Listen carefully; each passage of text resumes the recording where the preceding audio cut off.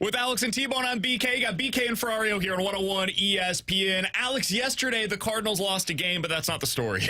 Because honestly, right now, the wins and the losses just aren't the storyline for the Cardinals any longer. The story was what happened before the game, because they decided to DFA Shawn Armstrong. They decided they needed to do this as a corresponding move to bring up Riley O'Brien. We saw Riley O'Brien last night. He didn't know where the ball was going, but otherwise this is tough played. It's basically the Riley O'Brien story for the entirety of his career.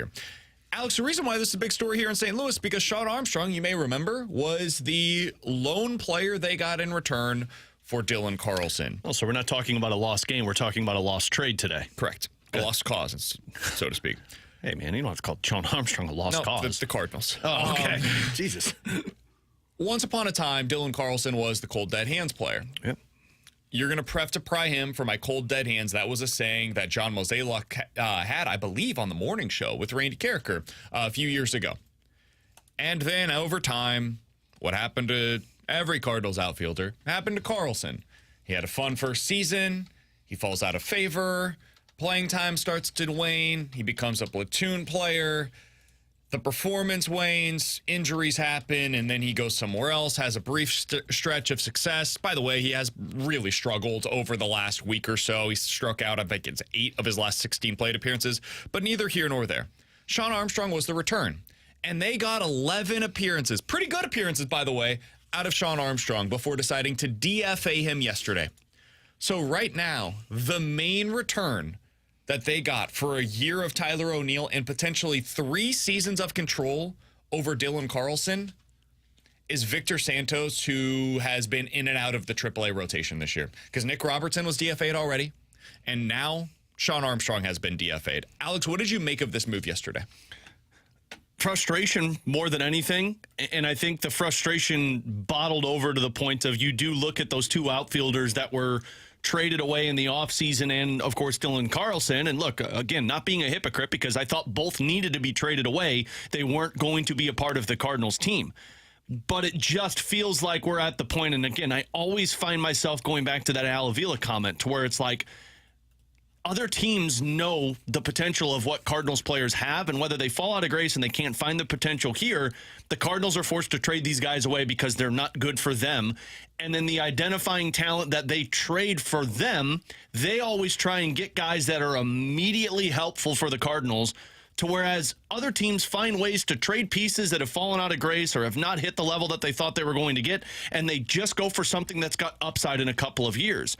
And I think the frustration gets to the point now where it's like, man, Mo continues to pull these trades off to where it's like, nope, this guy's going to be good for us right now. And he's not. We DFA him, and then you're thinking, well, what did we get out of all of this? Because all of the time that was spent waiting and hoping and working with the Tyler O'Neills and the Dylan Carlsons, they resulted in DFAing players a couple of months after they were acquired. That's where the frustration really came. And then the Shawn Armstrong side of it, again, I know Dylan Carlson was going to get moved. And I knew Dylan Carlson was not going to be a Cardinal long term. But that was the best you could get for Dylan Carlson, was a guy that was going to pitch for you for a few games, and then it's, nope, gone.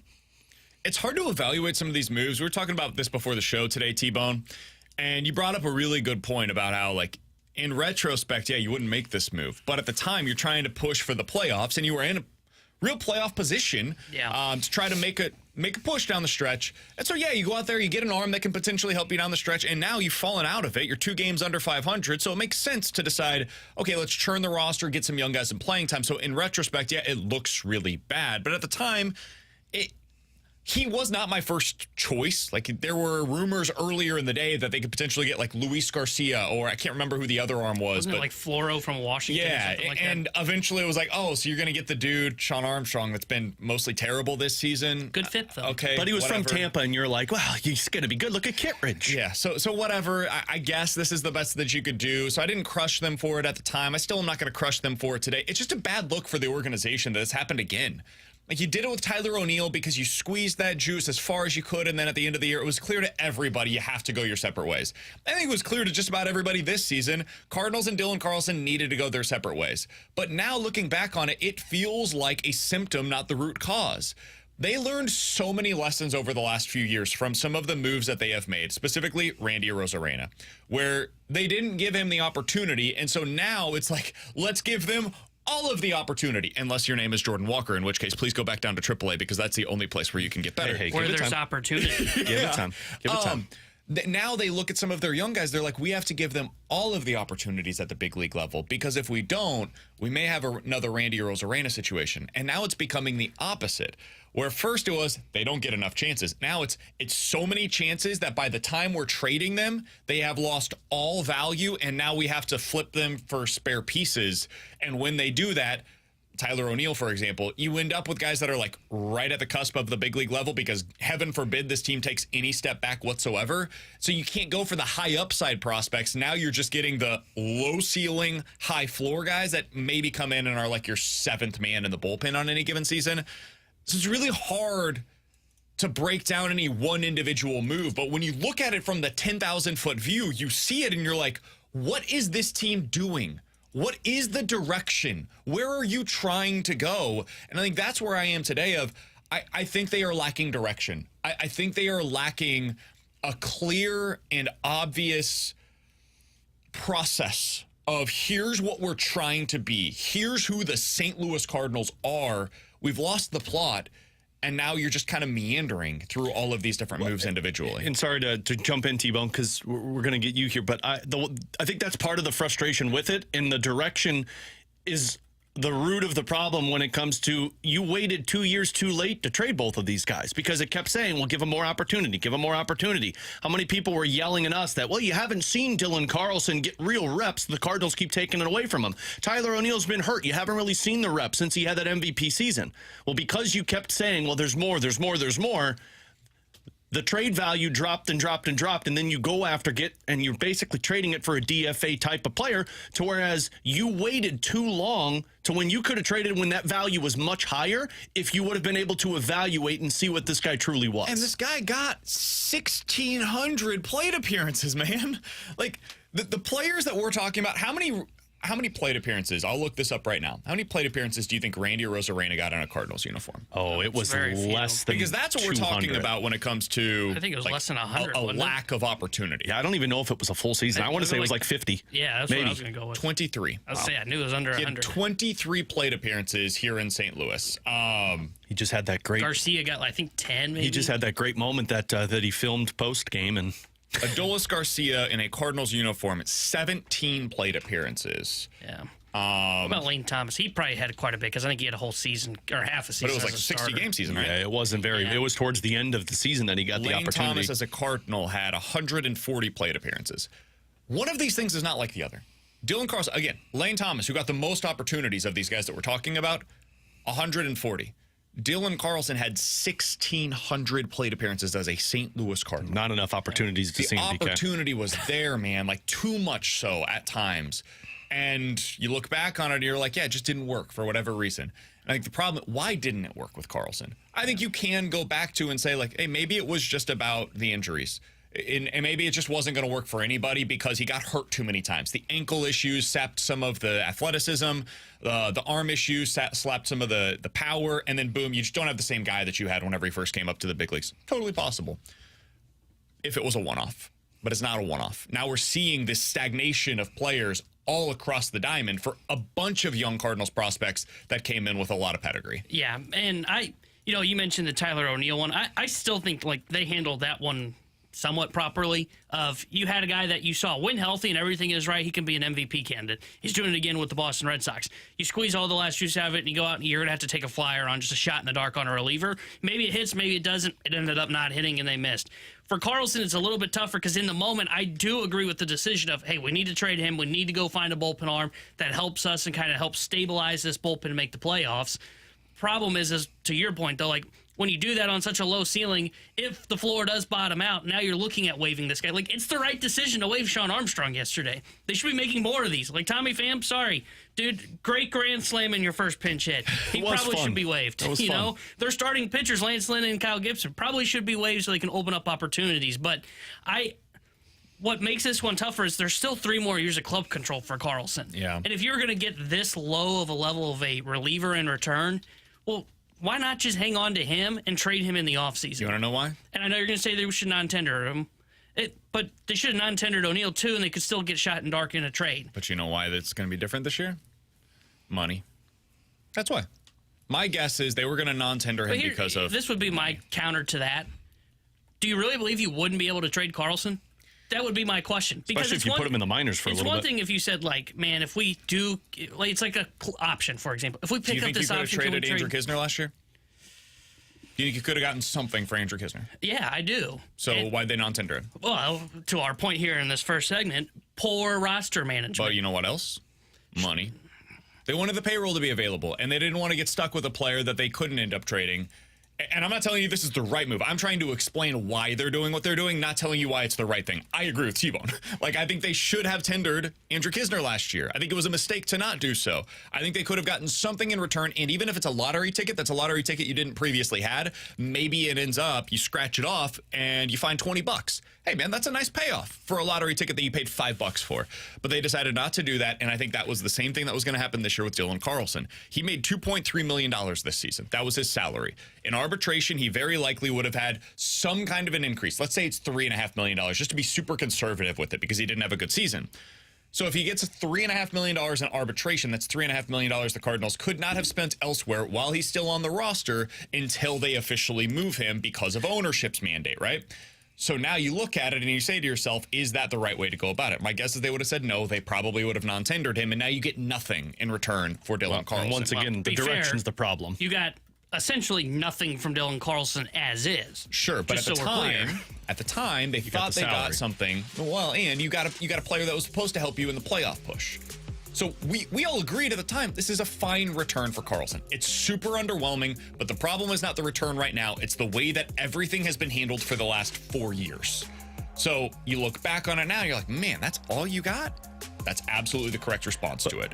But that's the direction, too, though. Like, 100%. you're worried about cap. What I'm saying is, like, I don't even care about the micro moves anymore. I can't. They've got me to this place where any individual move, I don't care. Yes, we can break down the Randy Arozarena trade and the Dylan Carlson trade and the Tyler O'Neill trade and some of the individual free agency moves that they've made. Good, bad, indifferent. It's not about any individual move anymore. Now it is about the direction. It is about the plan. It is about the process. Those are the things that are broken. It is so much bigger than any one move. And so, like, do we want to break down the Dylan Carlson thing? Absolutely. But it's hard to do so without bringing up the bigger picture stuff that is fundamentally broken with the way that this organization is operating right now. Yeah. And I think to that point of they're kind of broken and don't...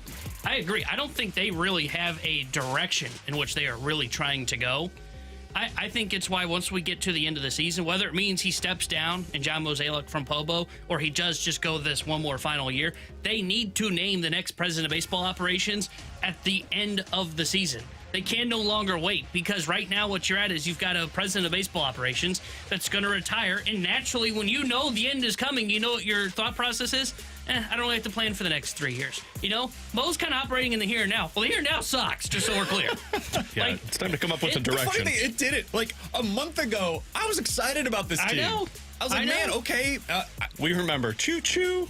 I didn't know where it was going, and I didn't think that the ceiling was particularly high, but I thought they had a real chance to go on a run to the playoffs. And playoff baseball is fun, dude. Like, if you get there, you can convince yourself of anything because weird stuff happens in the postseason. Weird stuff happens. And suddenly the Dodgers are getting beat by the Giants, and you've got teams that are breaking down with pitching all over the place. Like, my Kansas City Royals, I don't know what's happening right now. They're going on this crazy run where they're now tied for first place in their division. They have like the second best record in the American League. We've seen that team, guys. They're not overly talented from like spots 5 through 26. But they have a few pretty good pitchers. They got a couple of really great superstar position players, and that's enough for them. And now maybe they end up going on a crazy run to the World Series this year. It's in play. Cardinals could have done that if they caught fire down the stretch, and instead it's been the opposite. So it wasn't that bad that long ago. Yeah, I agree, but the reason it needs to be named at the end of the season, and again, if that means Mo's just kind of there for one more final year, and that you just got the guy kind of in waiting for a year, say it is Chaim Bloom. The reason you need to name the next president of baseball operations at the end of the season is so that guy can actually plan for the here and now and also for the next 3 to 5 years. The problem they've run into now is, I think you're seeing it in their roster moves and just kind of how they're stuck in the abyss right now, is Mo's not planning for the next 3 to 5 years. How could he? He's going to be on a beach somewhere drinking Mai Tais and really enjoying his retirement. The problem is, if he's not planning for the next 3 to 5 years and he's just planning for the here and now, it's not going well. If he is planning for the next 3 to 5 years and this is what the plan looks like, that's also not going well. And so I don't know what the plan is. I don't know what they're prioritizing right now, and that's part of the problem. With Alex and T-Bone on BK, 314-399-9646 is the Air Comfort Service text line. YouTube chat off and running today. The graveyard is very lively over there. YouTube.com/101 ESPN STL. Guys, coming up in about 15 minutes or so, we're going to dive into some NFL quick hitters. There were a couple of pieces recently on quarterback play around the league that I want to get into. We'll talk about some of the most over and underrated quarterbacks in the league according to the players themselves. We'll give that to you coming up at 11:30. But coming up next, how would you feel, speaking of prioritizing the future, about this kind of a youth movement coming for the Cardinals? And what did some of the recent transactions tell us about whether or not the Cardinals are ready to wave the white flag? We'll do that next here on 101 ESPN.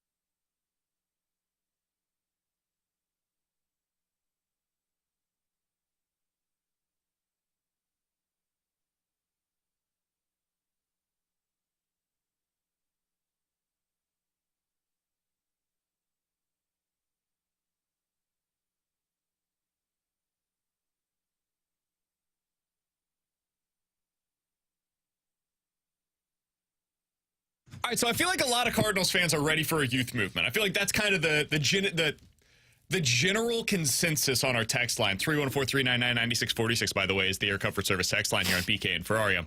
And so last night I put this out on Twitter, Alex, and I know social media, not exactly a direct reflection of real life. What? That's where I get all my on news. the front end. But I put this out there because I was curious. You know, I don't think people are really excited about the 2024 Cardinals. Maybe I'm misreading that. But Cardinals still are. The 2 games under 500 thing, the being closer to a top 4 odds to select the number 1 overall pick next year. 13,000 butts in the seat last night. Yeah. The 27,000 that were in the seats last night. Derek Gould reported less than 13,000. We're celebrating every day is a holiday. The attendance We're celebrating story. Everyday holiday. Excitement about this team is at an all-time low, and so I wanted to look towards the future. So I asked on Twitter, how would you feel about a Cardinals team going into 2025 that basically made no significant additions going into the offseason, decided to cut their payroll and hopefully reinvested in future years, but different conversation for a different day, and decides, hey, we're going to flip Eric Fetty for prospects. We're going to trade Ryan Helsley for prospects. And so our rotation is Sonny Gray, Miles Michaelis as the 2 veterans that are helping the kids along, and then McGreevy, Palante, Graceffo. You can change the names if you want to, but we're going young. Can I keep Fetty and get rid of Michaelis? No. Because Fetty's the one that has value. Michaelis, you'd have to eat money and probably add a prospect to it just to have somebody else take the money. Michaelis only gave up 4 runs yesterday. Yeah, he wasn't very good. In your bullpen, bunch of young guys. Roycroft, O'Brien, Lutos, Libby, Leahy, Kloffenstein, King, Fernandez. Again, the name's not all that important. Young. You're going with just straight youth, all the guys that are under club control. You got a bunch of dudes that can go up and down throughout the season because they've got options. Ultimate flexibility there. And then position player-wise, yeah, Arenado's back, but otherwise, it's mostly young guys. Contreras, Herrera, Burley, Gorman, Sajaci, Wynn, Preto, Donovan, Newt, Walker, Scott, Ciani. The response that I got to this, guys, was basically, okay, Mo, we're not doing that this offseason. We got to improve. And I was like, whoa. Like Mo would do that. I thought we wanted to take a step back and, like, see the young guys. And apparently that was not a popular opinion as of last night. Guys, what do you think Cardinals fans want going into the offseason? Like, what do Cardinals fans want the direction to be right now? I don't think Cardinals fans know what they want. I think Cardinals fans want a World Series championship next year, but they don't want to trade their top prospects that they believe are going to be pivotal pieces for their roster, but they also don't want them to make trades if it's John Mozeliak because he's not making the correct trade. So, like, when you just said that people got upset about that, I was very upset. I kind of internally started to get a little red and angry. Because, like, what do you want then? If you don't want all of these young players that the excitement is for, and I'm generally asking, I'm not using a tone problem like BK. Send me a mic drop. Send us text right now, because if you don't want the Sajaci and the Preto and the Wynn and the Herrera and the Burleson and all of these guys just getting everyday reps as a major league roster, but you don't want them to run it back with the same roster this season, because, guys, the Cardinals do the same thing every year. If they go back next year and say, we're going to compete for a World Series, then get ready for Kyle Gibson, Lance Lynn, Steven Matz, Eric Fetty, Sonny Gray, Miles Michaelis, and the same cast of characters that you just had this season. So if you don't want A, but you don't want B, guys, there's no C. What I was going to say in the previous segment, because of the lack of direction, it feels like the Cardinals are navigating. You remember MapQuest, BK? It feels like the Cardinals are navigating. You remember MapQuest? I don't think T-Bone was alive with MapQuest. MapQuest was you printed out directions to where you were driving. You would have two pieces of it. It would be one, the map. So, like, if you were going from here to, like, if you were traveling, let's say you're going to, like, Savannah, Georgia, right? Road trip to Savannah. It would be a binder full of paper. You would have this big map that's on one sheet, and then it would be step-by-step directions on another with each turn. That sounds terrible. It's like when you navigate with your GPS on your phone now, you know how it has the step-by-step process you can look at instead of the map? That was what you would print out. Like, now, here's the problem. There would be no indicator as to when that street is coming, so you're, like, in the backwoods, and you're trying to find this street, and if you pass it, you don't know that you passed it. Yeah, nobody's telling you just you just made the wrong turn. So if you missed one, now all of your directions are off, and you got to find your way back to that street. So anyways, the Cardinals feel that's where like the Cardinals are at. Yes. By the way, they missed their off ramp. The Cardinals feel like they're navigating with MapQuest at 12 o'clock at night and no headlights because they don't know where they're going. And when you say, what do fans want? I generally want to know, because what I want is what BK posed. I would like to see all of these younger players just getting reps to find out if you have just completely blown this up to where your roster coming is not really coming. You have a bunch of guys who aren't major league ready, and start this rodeo over once again. But you're never going to find out if we keep doing what you're doing year after year after year of, hey, we could win the World Series if we just get into the playoffs. Was that goofy? Huh? Was that a goofy? Watch a lot of Mickey Mouse Clubhouse. You said there was option A, there's option B, there is no C. There's a C. I don't know how they pull it off, because I don't think they can do this, and they don't have the management that would probably do it. I can't wait to hear C. It's a Dipoto offseason. And what is a Dipoto offseason? That was last year, though. Everybody thinks, that's going out and signing a bunch of guys. No, I'm talking about the one he just recently did, which was just basically having the same payroll but shuffling up the chairs a little bit. Wasn't that last year? Yeah, I would say last season was I don't know you who had the I'd same describe payroll. it as, but they added significantly in terms of going 3 starters. What I'm saying is, like, you're trading a Nolan Gorman and you're going out and you're acquiring another bat that comes in that's a position player that you look at and you maybe squint and go, did we really get better? Or are we still the same? And the answer for the Mariners this year was, oh, yeah, we're still the same. But that's what I would call the Dipoto. I think it would be different, and I think it would be it would be refreshing. Could be worse, but yeah. It totally could be worse, but it would be refreshing because it's something new. And I think what it is to your point of, like, well, what would that look like?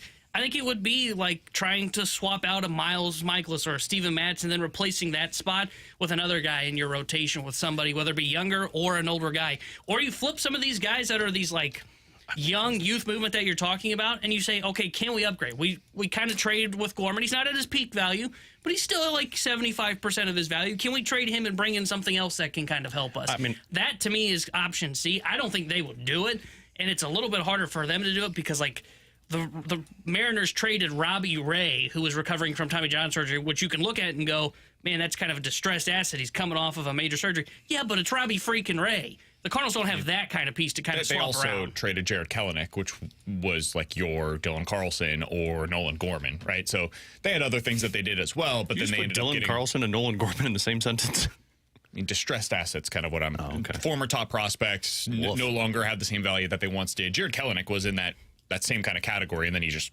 failed at the big league level, and he's been solid this year. The problem with option C is who's doing option C. That's what I wanted to get to. Because I don't trust Mo. We got a text on the text line. 314-399-9646 is the Air Comfort Service text line. They said, guys, to me, I just don't even care what their plan is this offseason. The problem is Mo, perhaps ownership as well. I just want them to have a new direction based on the person that is choosing the direction. The actual plan to me is less important. That's secondary. It's all about who is making the decisions. Wow. I think that is where we've arrived. I think a lot of Cardinals fans, and there was not even a report, but I guess speculation to a degree. Derek Gould in his chat the other day said all indications are John Mozeliak is expected to finish out the next 2025 season in his contract with the St. Louis Cardinals. We know how this stuff works, and so that means that that could change tomorrow depending on what John Mozeliak decides to do. I think people have gone a little bit too far with that report in terms of that means that it is ironclad he will be back next year. I don't know that to be true. But I think for Cardinals fans, and I don't mean to generalize, but most Cardinals fans that I hear from at least, that's what they want to change. It's not even about the roster. It's not about what do you do with Gorman? What do you do with Walker? What do you do with Sajaci? What do you do with Arenado, Goldie, et cetera? It's about who's making the decisions and who's the voice of the team. I think this is something else, Alex. I'm not calling for them to fire Oli because I don't think it fixes their problems. I think Oli is going to be a good manager somewhere, kind of like Mike Schultz, right? Mike Schultz is a good manager. It just didn't work here at the end because they decided to go their separate ways. I think Oli, if he gets fired here, will probably go on somewhere else to be a bench coach, and I think he's going to be really good there, and then eventually will probably get another opportunity as a manager, and it wouldn't surprise me if he's in a good situation if he goes on to have success elsewhere. But what I'm about to say is I don't think it would be the worst thing for this organization to just have a fresh start. I think there's been a lot of bad vibes over the last 2 years. And for some of those young players, I do wonder how much just a fresh start, turning the page, just getting something new, getting some more happiness around the club, which sounds crazy, but sometimes that matters, it would be valuable. And you guys know this goes against all of my baseball sensibilities. But one way they could do that next year, and Randy's talked about it a million different times, and we would want this for very different reasons. What if they said, you know what, this offseason, it's going to be Hein Bloom that's going to be making the baseball decisions. He's overseeing the baseball department as president of baseball operations, and his former manager in Tampa Bay, Joe Madden, that's going to be the guy for the next 3 years.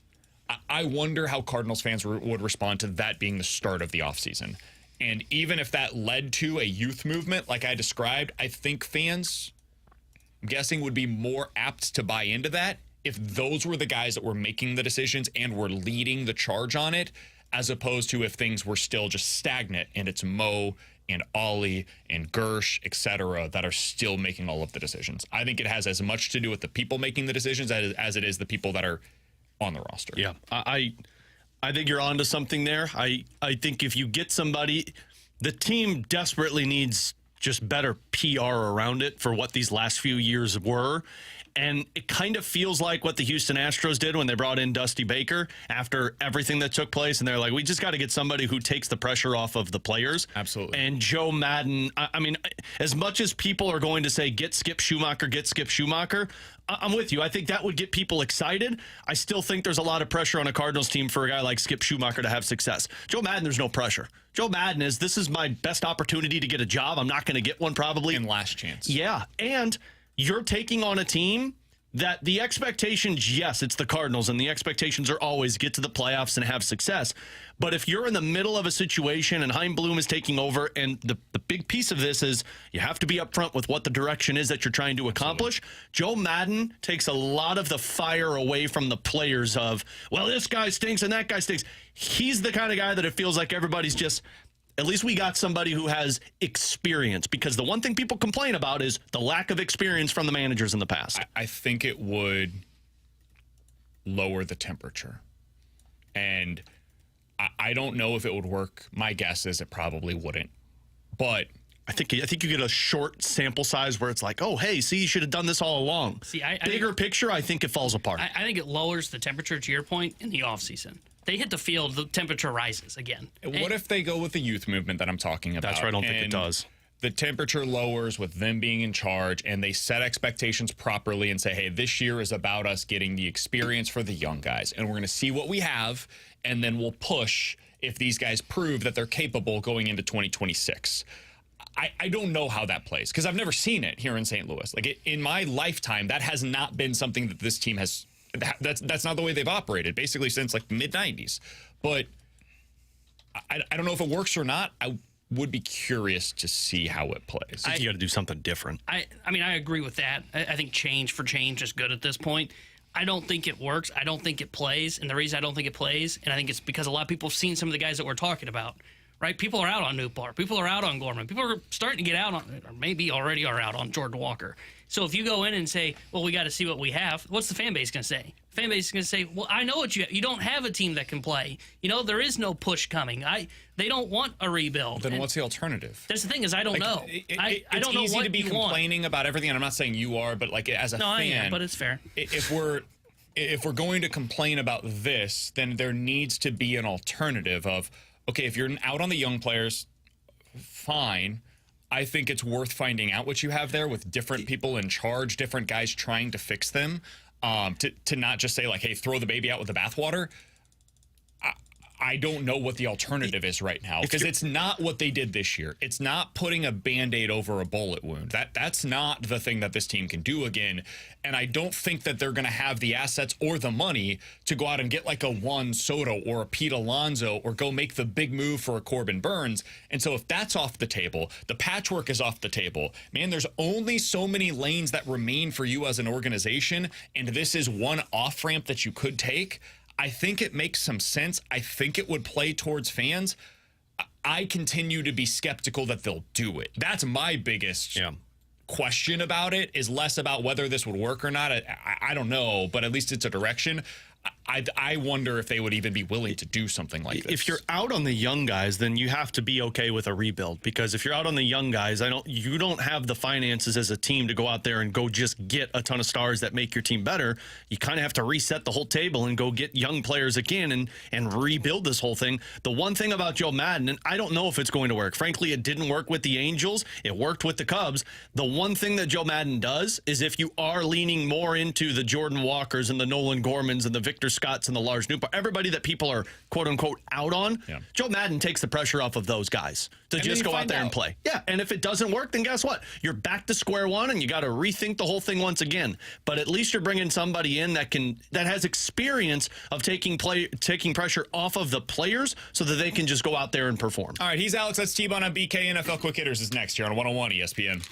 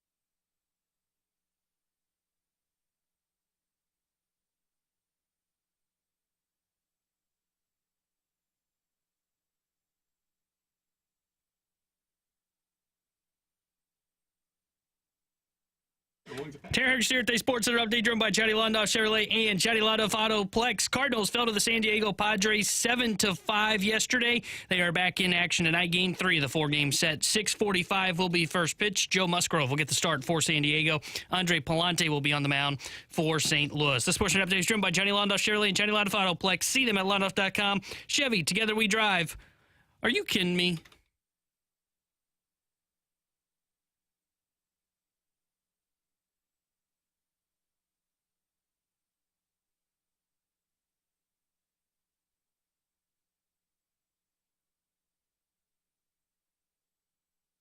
All right, let's dive into some NFL quick hitters with Alex and T-Bone. I'm BK. We do have some news in the NFL. Local product. Cody Schrader has been claimed off of waivers. He was cut by the San Francisco 49ers. He is now going to be a Los Angeles Ram. Yeah. Congratulations to T-Bone squad. Congratulations to Cody Schrader. Been claimed by the LA Rams. Great system for him. He's very much a zone running scheme type of a runner. Root for the Rams. People are torn. I think it's a good pickup. I think it's a good place for him, and I think the team, they a good depth piece for them. Here's a question for you. In relation to that, Kyren Williams, it was announced yesterday, is going to be the punt returner for the LA Rams. Boys, there's a lot of fantasy drafts that are taking place over the next week or so prior to next Thursday night's opener.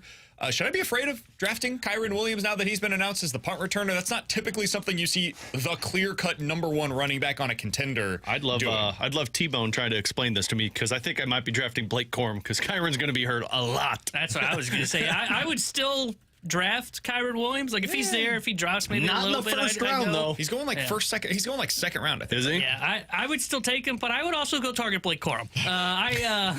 Him returning punts is odd. I really don't know what the Rams' plan is with that, but get injured. I know that they are planning on having Blake Corum play a big part of their role, but what was weird about that... He's going 12th overall on average. He's going ahead of Jahmyr Gibbs. He was picked in the first round of my most recent draft, and I'm like, no, sirree. I think he finished second in rushing yards last year, and he missed like 4 games. Like, it makes sense to me. And wasn't returning punts.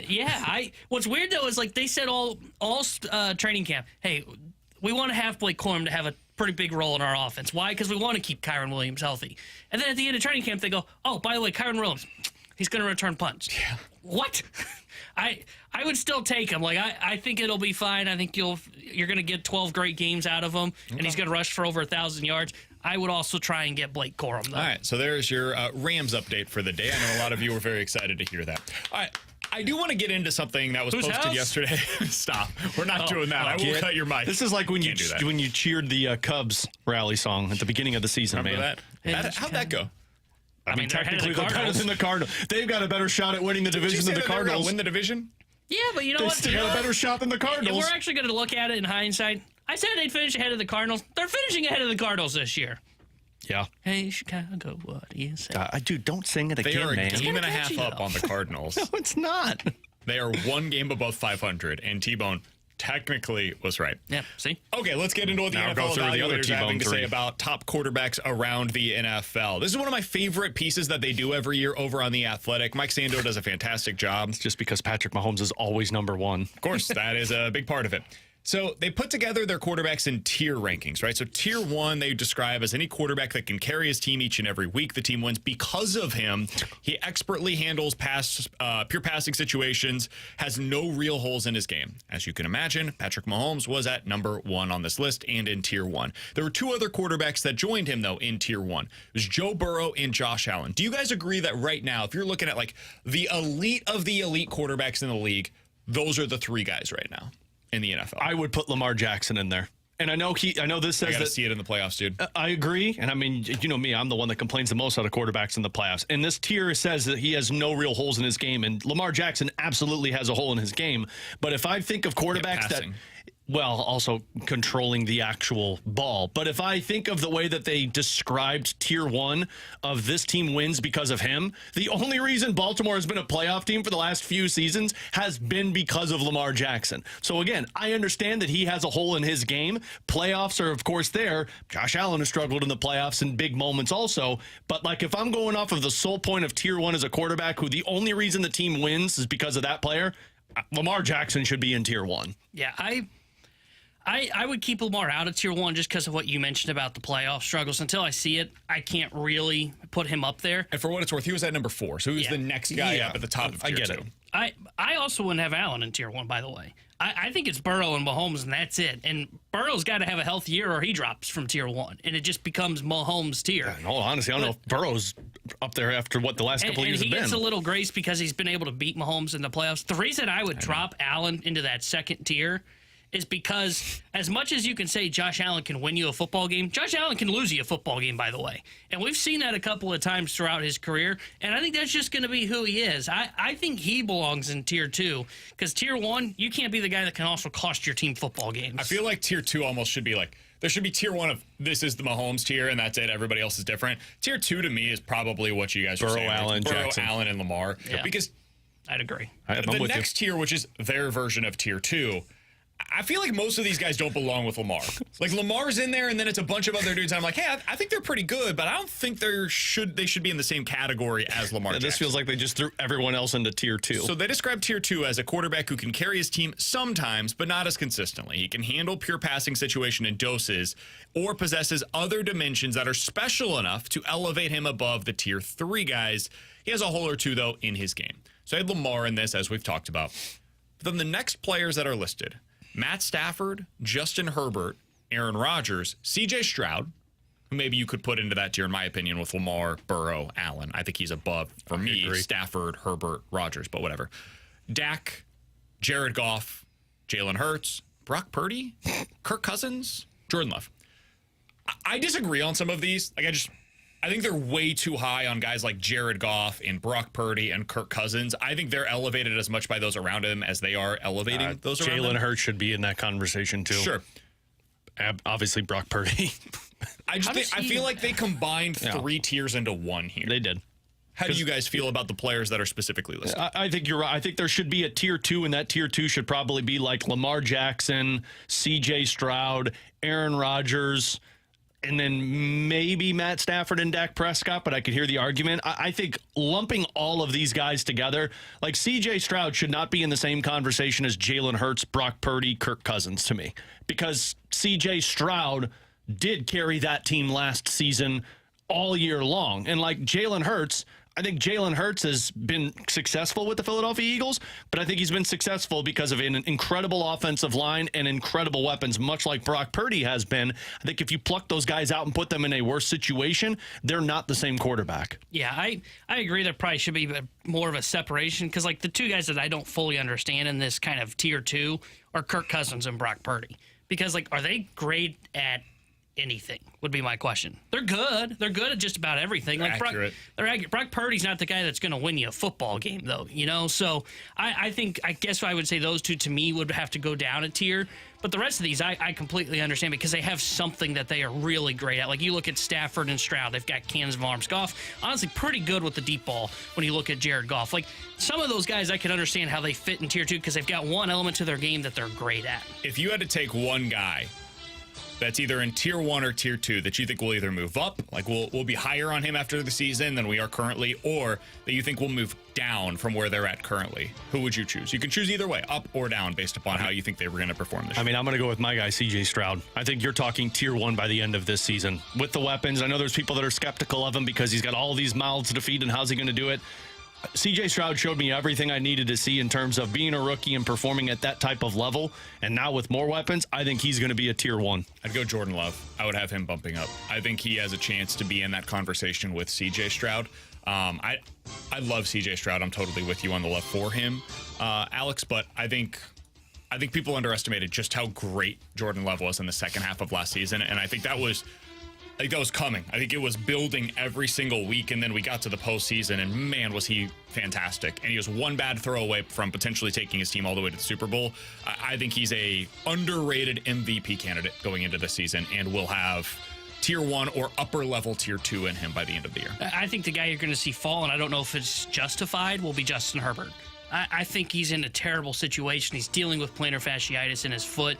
I could see where he becomes a guy that really kind of falls down the ranking boards, and I don't know if it'll be justified, but I wouldn't be shocked if he's in tier 3 next year. He's Tanner Hendrickson, that's Alex Ferrario, and I'm Brandon Kiley. Coming up in about 10 minutes or so, we'll let you hear what Oli Marmol had to say about the Cardinals' offensive struggles. It was a very open, honest, candid assessment of where they're at right now. We'll let you hear that coming up in just a little bit. But next, questions and answers, 314-399-9646 here on 101 ESPN.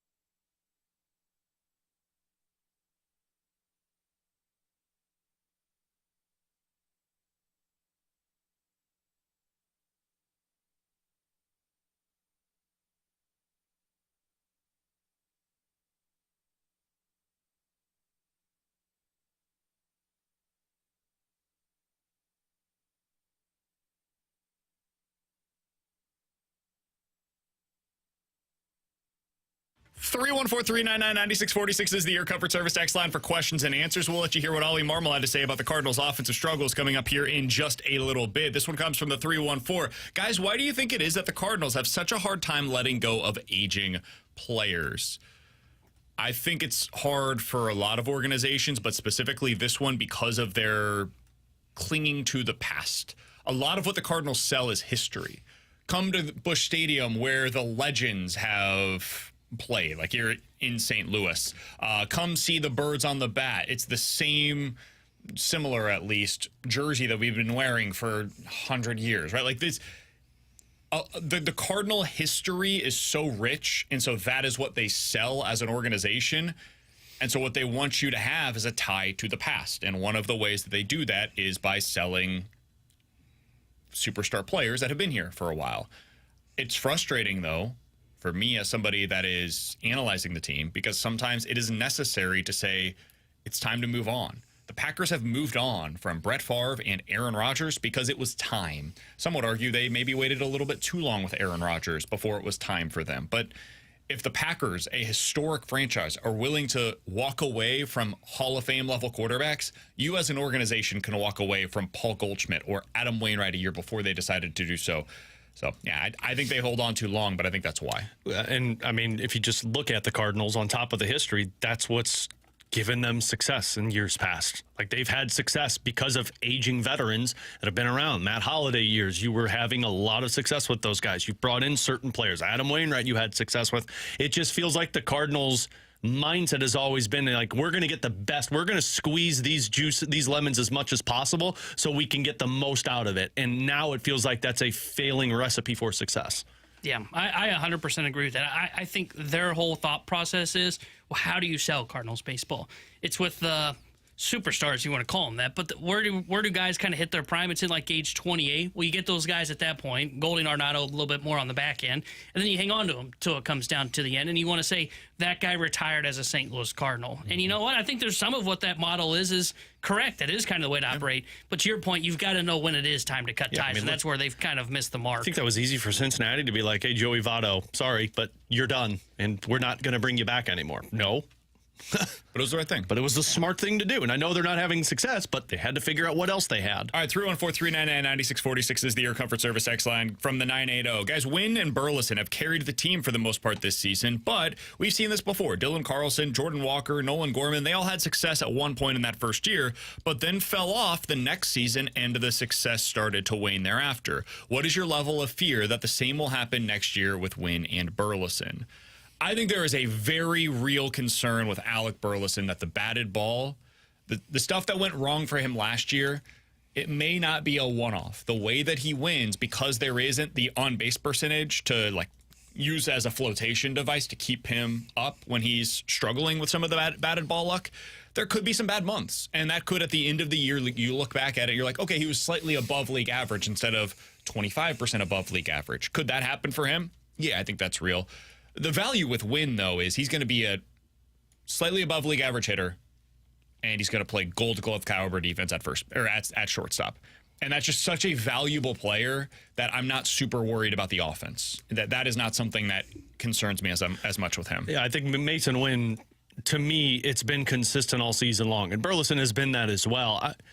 To be honest, I always have that fear with Cardinals young players. Now, just how history has been, and at least recently, it concerns me what next year is going to look like. But the second year, you always see some type of setback, and then how do you go from it? That's going to be the biggest challenge for the Cardinals. Yeah, I'm fairly worried because you mentioned the Burleson one. The one for me with Wynn, he doesn't hit the ball hard, and he does chase quite a bit. I've seen where that has kind of backfired on a player offensively, and it's not like we don't have recent examples to kind of look at and say, well, what happened to Jordan Walker? What happened to Nolan Gorman? I thought maybe you'd see setbacks. I didn't think you'd see as much of a falling off of a cliff as we did see with those guys. He's Tanner, that's Alex on BK. Coming up next, we'll let you hear what Oli Marmol had to say about the Cardinals' struggles with runners in scoring position. I'm going to guess Alex has a few thoughts on this. We'll talk about it next here on 101 ESPN.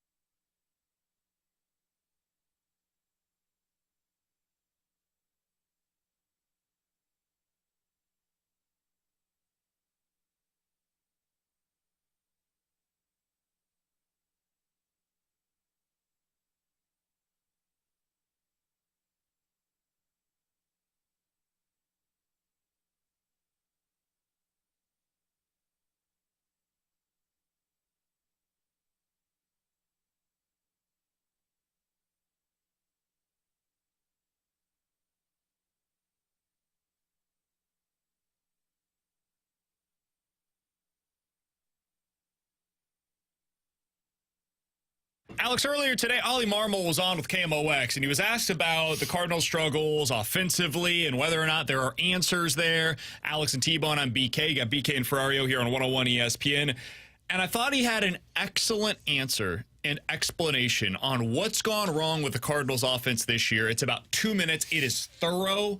It is damning, honestly, about what this offense is. And he goes into where the Cardinals are at because of it. I think it is worth your time. Let's go ahead and give this a listen. It's tough to give you a good enough answer for that. It's what we've struggled with throughout the course of the year, and it's defining our season. When you look at and you start to audit every area of our game, I believe the starting pitching has done what we anticipated them to do. When you look at our bullpen, I feel like, man, they're giving you everything they've got. The offense, it's been the struggle this year, man, and it's not a lack of work or attention to detail, or the runners in scoring position thing has been a thing all year. I'm going to be very clear when I say this. I love our offensive department. They work hard, man. They love those players. They're in there every day. They don't get time off. Those guys are getting after it every single day, and they're extremely frustrated with the way this has gone because, man, we create opportunities. You look at that bats we took off Cease. That dude's good. Really, really good. And we've probably put the best at bats against them out of anybody. But then those opportunities with runners in scoring position come up, and we can't get that big hit. And not just a big hit. When you start to dive into what we do with runners in scoring position, man, we're at the bottom of the league when it comes to slug. So it's one thing to get a sac fly. It's one thing to get a base hit to drive them in. But when you look at how we're getting beat, it's multiple bases, man. It's that big double with the bases loaded. It's that big homer with runners on first and second. And that's what we've lacked throughout the course of this year. And it's been frustrating, and we're going to continue to address it and try to figure out ways around it. But when you look at the record, it's very indicative of that because the games that we do win have been 3-2, 2-0. So, yeah, frustrating for sure, man. So I think that's about as thorough as you're going to get. And I think there was a lot to it. 314-399-9646 is the Air Comfort Service text line to get involved in the show. I love that he started out by saying, listen, when you look back at the way that we've gotten here, our pitching has basically, our rotation specifically, has basically been what we expected it to be. Now, there's a lot to read into that because the Cardinals' rotation has not been great. It's a bottom 10 rotation in Major League Baseball. But they're posting. They've got 21-plus starts out of 4 of the 5 starters that entered the season in their rotation.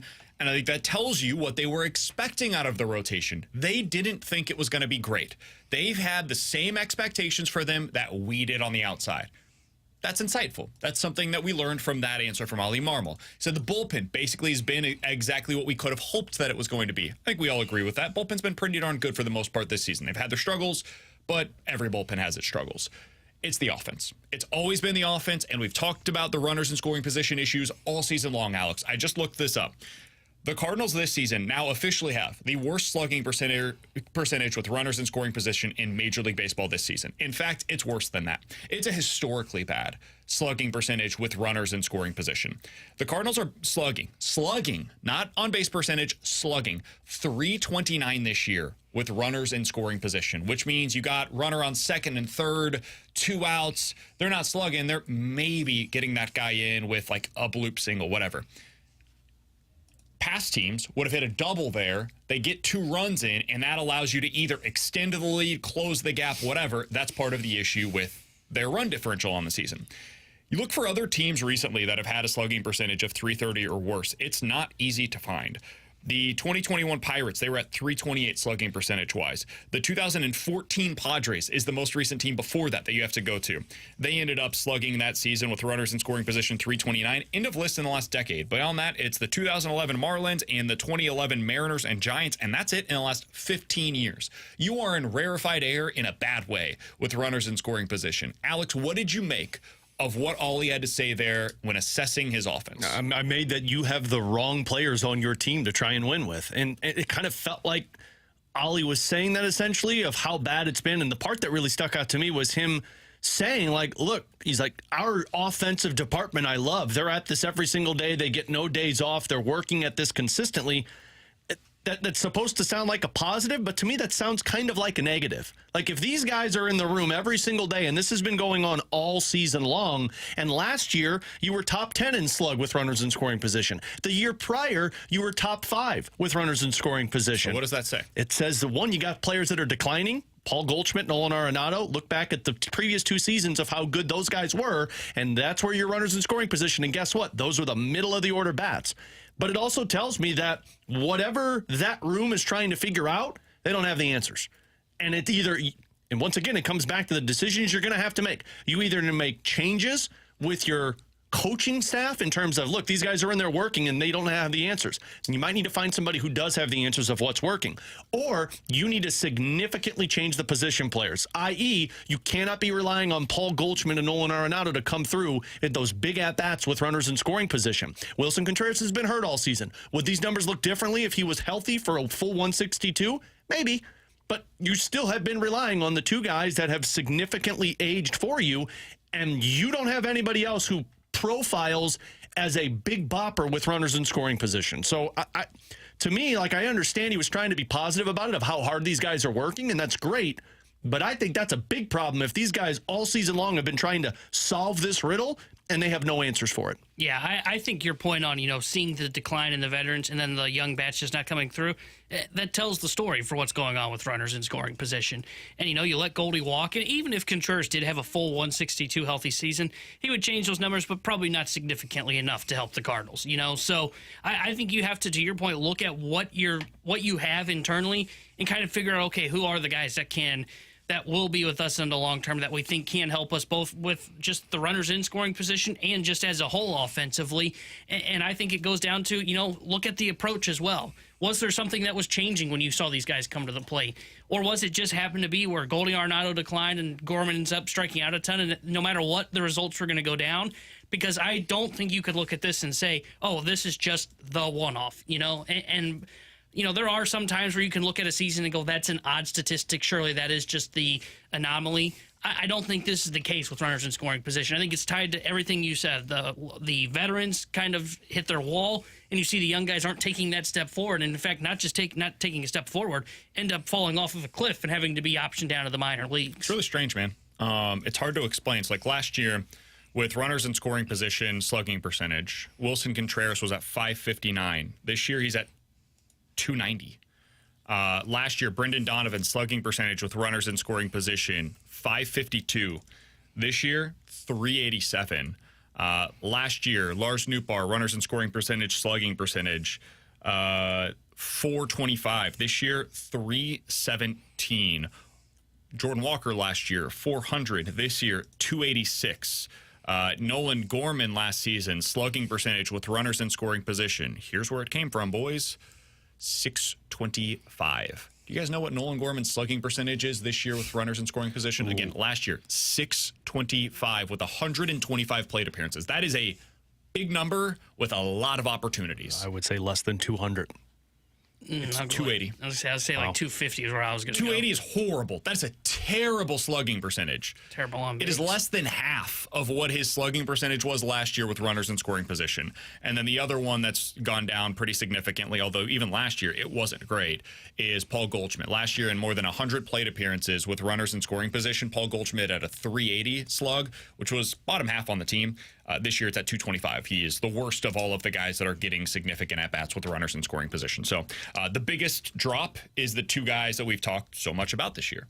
Nolan Gorman, Paul Goldschmidt. They fell off a cliff, and it is affecting your offense in a significant way. But beyond that, like, everybody has had a drop-off in a meaningful way. And you wonder, like, why is that? When it's everybody on the team, is that a approach issue? Is that a confidence issue? Is that they're all pressing? I don't know. I can't explain why that would happen, because last year it's not as if they were a good team. But if you're struggling with the confidence, at some point that does break through if you're putting in all of this work. Like, at some point you feel like you hit a breaking point. Or you just grind it so much that you end up getting into a worse mental place, and now you're just like, I'm putting in all of the work, I'm not seeing it pay off for me. It's like if you have any job, right, Alex? Like, there are a lot of people that get into this industry. Let's use that as an example. And they grind and grind and grind, and the payoff, guys, you do not get paid a whole lot early on in your tenure in working in radio, right? It takes a long time to make a decent living in this industry. And a lot of people, they burn out. They work so much, terrible hours, and they don't get paid a lot for it. And they say, my time's just never going to come. And so they say, I've lost all confidence in myself. I'm going to go do something else. There's got to be another opportunity for me in a different industry. And like, to take this over to baseball, if you don't see the payoff where you're putting all of this work in and you feel like you're doing everything you possibly can to get things turned around and it just doesn't happen for you on the field, I can see how that just gets you into such a spiral confidence-wise that you end up actually becoming worse because of it. And I forgot. I thought we talked to somebody about this either this year or last year, and somebody had brought up, you know, when they moved on from Jeff Albert, you've seen the slow decline with the slug and the ability with runners in scoring position, and really just overall. Yeah, So, I mean, like Albert was fired in 2022. Yep. 2022 was probably peak for you in slug percentage. I think you were 5th. And then the next season, the 1 year after he was gone, you were 10th. And then now you get to this point. I wonder if that approach that was there has slowly faded away from the group of players, which makes me wonder if you need a whole different voice in terms of the approach with runners in scoring position. And this goes back to the Oli thing. I think Oli's a good manager. I know many disagree with me on that, and that's fine. We can set that aside for a second. One of the things that I do wonder, this was the case with Mike Matheny. He was super, super passionate about not firing his guys. He was very loyal to a fault, and it ended up being a problem for him while he was here in St. Louis and then eventually in Kansas City because he hired basically all of the same guys. And I felt a little personal. Well, I mean, like, he learned a lot of lessons from St. Louis. The way that he treated the media, for example, much better in Kansas City than it was here in St. Louis. I think he learned a lot of lessons, but one of the things that he ended up falling back on was, hey, my guys, I need them to be my coaching staff again. And I think it hurt him when he got to Kansas City once again, but we don't have to rehash the Matheny era. I think one of the things that Oli might learn from his tenure here in St. Louis, and we'll see, is I need to be less loyal to some of the guys that are around me. Like right, wrong, or indifferent. I know that's incredibly hard to do because you become so close with the coaches because they're the guys that you're going into battle with every day. Especially if it's been bad consistently for this long. It's hard to stay committed to that when you need to win. Change for change's sake can be a good thing. Yeah. And I think that's something that this organization doesn't necessarily believe in, and I think it's hindering them right now. I think it's hindering their ability to get better. They decided when Albert walked to just go with the guys that were already in place internally.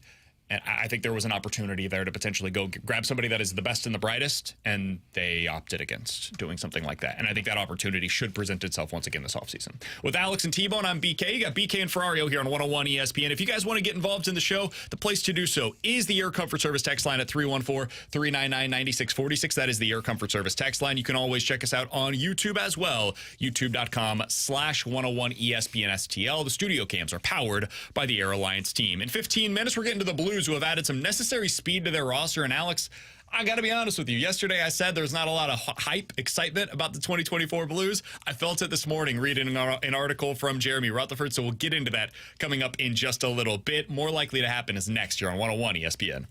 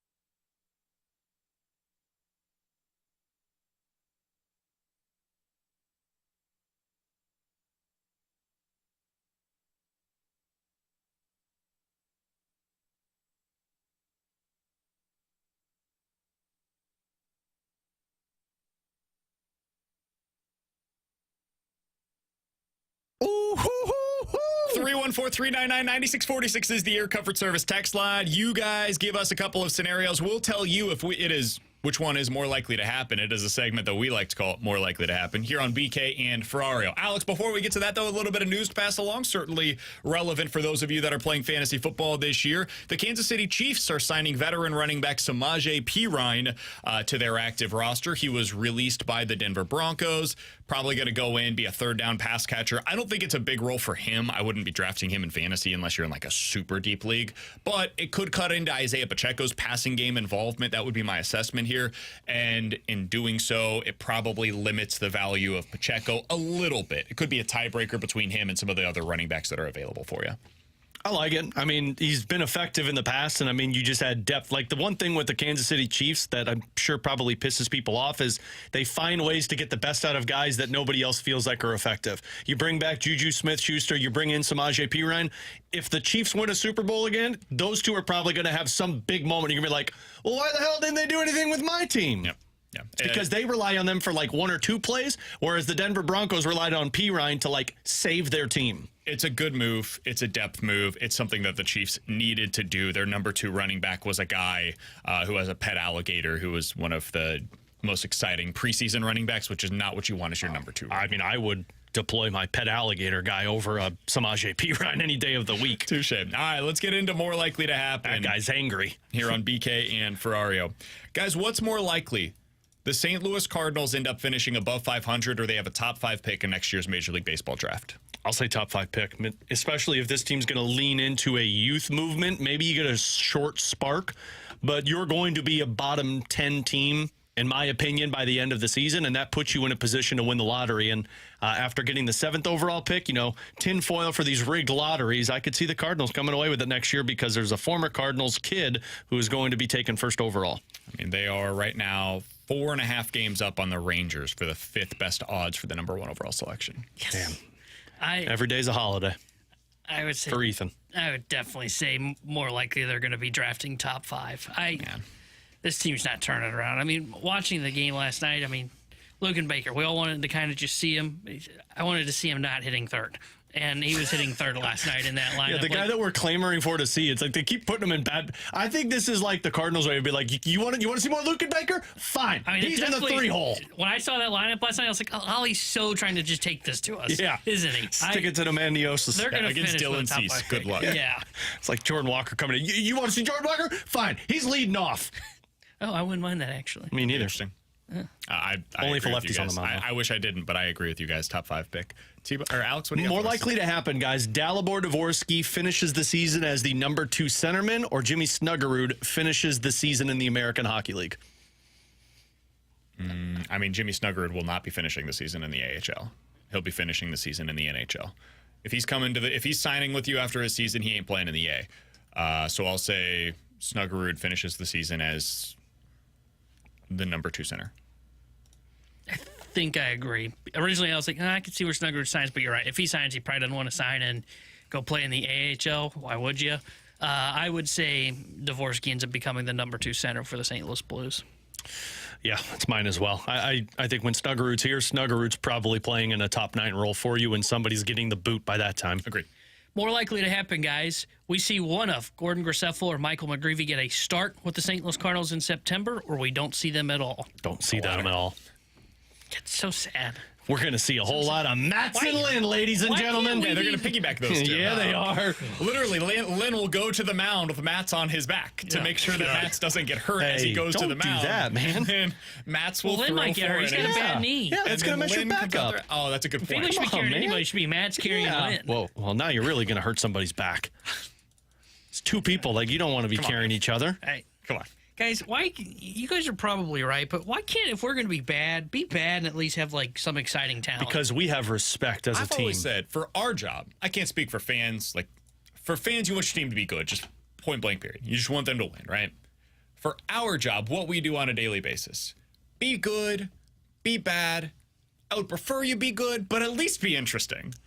And the Cardinals this season have not been interesting. Last year was kind of interesting, if we're just being honest, because it was new. It was different. Like, holy crap, can this team find any other new ways to be a disaster? Well, that we was the remember it a lot entire differently. 2023 season. Yeah, They that wasn't uncovered fun, man. every possible way to screw up a season last year. This year's not even interesting. Like, they're just sad bad. They're not funny bad. They're just sad. They're a little funny. Brooke walked by me today after their show, and she was like, "Are you excited for Blue season, Alex?" I'm like, "I'm just excited to get out of Cardinal season." This feels like purgatory because it's just the same. And you got nothing to look forward to because the offseason's not going to be exciting unless we're talking about trading people away. And, frankly, I'm worried they're going to do the same thing they just did this year. It's such an unknown because you've got Mo that's like talked about retiring at the end of next season. The question is, well, should he even get to next season? But then I go, well, wait a minute. Ownership watched him lose 90 games last year, so would they really fire? And we know their loyalty. Would they really fire? So Mo? that's my thing. I do think there's the potential for this to be a fascinating offseason, depending on what happens. If Mo returns, it becomes very uninteresting. I was very gonna say, quickly. I can tell you right now, they're not firing anybody. Agreed. Mo's It'll be gone, a mutual he's- parting yeah. of ways, and he's going to be reassigned within the organization. Like, if they go that direction, it'll ticket be... sales, remember? Yeah. How long do they wait to hold a press conference at the end of this season? Do they wait until like winter meetings to I guess do it one like depends, last right? year? Like, Well, if they don't hold one early, I'd say Mo's going to be back. it'll be interesting. All right, 314-399-9646 is the Air Comfort Service X line for more poking. likely to happen. You give us two scenarios to tell you which one is more likely. Guys, more likely to happen. Dallas re-signs Dak, or they let him go after this season, and McCarthy hires Deion Sanders and drafts his son. I'll say more likely the latter because I don't think Dak is coming back. I don't think McCarthy should be back after this season. And if Dak's not coming back, McCarthy's not coming back. You're getting your own new head coach. I mean, I could see the whole Sanders being the quarterback next year because you sign CeeDee Lamb, you sign Micah Parsons, and you just go young with a quarterback. The problem is Dallas isn't going to be that bad to draft that high. Yeah, I would say definitely more likely you end up seeing Sanders at QB because I don't think they're going to re-sign Dak. To your point though, like I don't know how they get him. I mean, there's the whole like They'd have to trade for Deion's that like he may not go play in other cities. Like okay, well he's going to sit for 5 years. Like sure, I'll say more likely the latter. More likely to happen. The same two teams are in the Super Bowl this year, or neither of those teams ends up getting back to the Super Bowl. So the Chiefs and the 49ers. More likely both of them are in, or neither of them are in the Super Bowl this year. I'd say neither. It's just so hard to get back. Especially, what would that be, 3 straight times? Yeah, there's Chiefs, never yeah. been a team to win 3 consecutive Super Bowls in NFL history. The Chiefs are trying to become the first. I'll say neither because it's going to be the Texans versus Lions. That'd be a fun one. I like that. Both teams. I'm not And sure gonna there get would one of ever those. be a higher approval for 2 teams that are in the Super Bowl than that one. Oh, man. I'm going to buy like a Split split down the jersey or split down the middle jersey. Stroud, and who would be like your one that you'd combine with the Lions? Monra. Yeah, Probably probably for you. Amon-Ra or Jameer Gibbs if Campbell actually uses him correctly this year. Do you have him on your fantasy team? Hell no. I had the opportunity and I'm like, I'm not taking this guy because I will not live with the torment that I lived last year. I would say more likely you see neither as well. I think if one of those teams is going to get back, I like San Francisco chances a little better, just because I think the NFC is weaker and the AFC I think like it's more likely to be Mahomes and the Chiefs just because it's Mahomes. And I'm not saying that as a Chiefs fan. And they just got Samaje Perine. Like, If you gave me what do the Niners got? If you said Chiefs or the field, who's Not Cody ending up Schrader. in the Super Bowl, I would pick the Chiefs. I think. Didn't you hear Debo Samuel, though, say that Brandon Ayuk's going to be on the field week 1, ready to win? I believe you will. I've said that Wow. since. I don't know if the March. second part's true. The first part will be. For sure. He'll be ready to get paid. He'll be ready to get out of San Francisco. With Alex and T-Bone on BK. Coming up next, the Blues have added some necessary speed to their roster. What does a former NHL coach think about the players that they added? We'll let you hear some of his answers on that next year on 101 ESPN.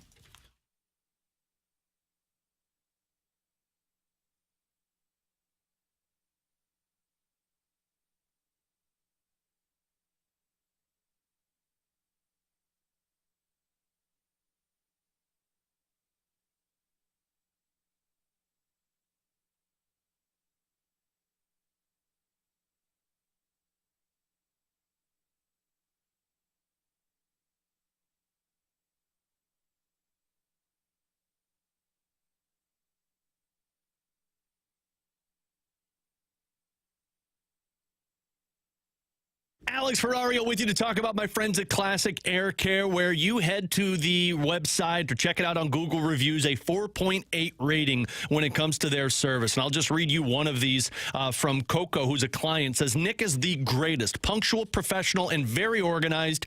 Everything was explained to me in great detail, from the work that will be getting done to the exact price of my HVAC system being installed. After having an HVAC system of 30 plus years, my home will be getting a brand new HVAC system thanks to Classic Air Care. And that is just one of thousands of positive reviews about Classic Air Care's phenomenal customer service, knowledgeable technicians. The punctuality, I think, is so important when it's something like an HVAC that's not calling you and saying, yeah, they'll be there probably sometime between 11 a.m. and 11 p.m. tomorrow. You are getting punctuality with Classic Air Care. So give them a call today. Tell them Alex Ferrario sent you. Ask about the maintenance agreement to maintain your HVAC system. Or if you're in the market for purchasing a new one, they are the place to be. 1926. That is how long they've been making people comfortable. Check them out. Classic Air Care, classicaircare.com.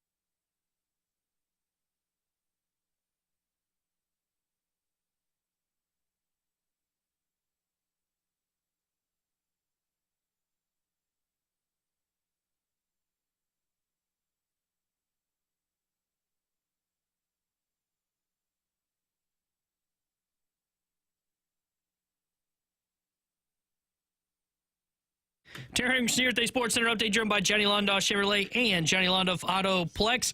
Cardinals fell to the Padres yesterday 7-5. They'll be back in action tonight, Game 3 of their 4-game set with San Diego. Joe Musgrove will get the start for San Diego, and Andre Palante will be on the mound for the St. Louis Cardinals. And coming up later today here on 101 ESPN, the St. Louis Blues GM Doug Armstrong will join the Fast Lane at 3:30. This Sports Center update is driven by Johnny Londoff Chevrolet and Johnny Londoff Autoplex. See them at londoff.com. Chevy, together we drive. Are you kidding me?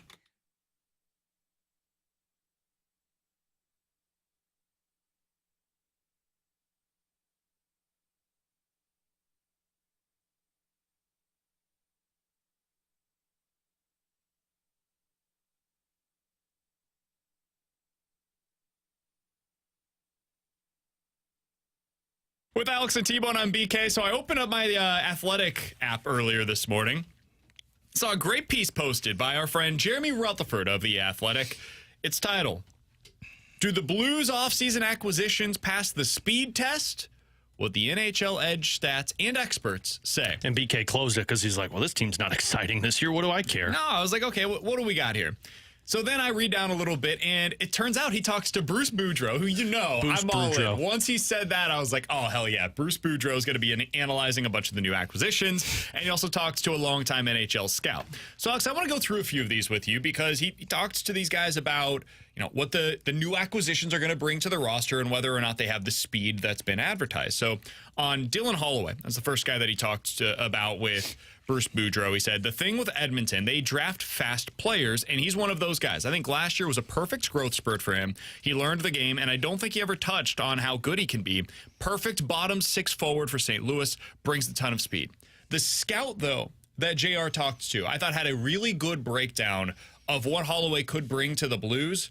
And to me, this could just as easily be said about the player that we saw last year with Zachary Bolduc. So it reminds me a lot of that. And that I'm curious your thoughts on this, Alex. Here's what the scout said. Quote, his hockey sense is just okay, but he can really skate. More of a third-line checker who's probably going to get you about 15 goals the hard way.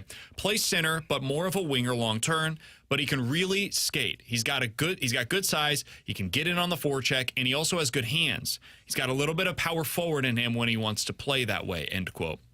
Alex, when you hear that breakdown of what the Blues are getting in Dylan Holloway, the forward that they were able to sign via offer sheet from Edmonton, what immediately comes to mind for you? Brandon Saad. Speed, size, can pose as a power forward for you, get to the front of the net, plays with a little bit of physicality, although Saad doesn't really do that. First thing I thought of was, okay, so you're getting a 23-year-old Brandon Saad.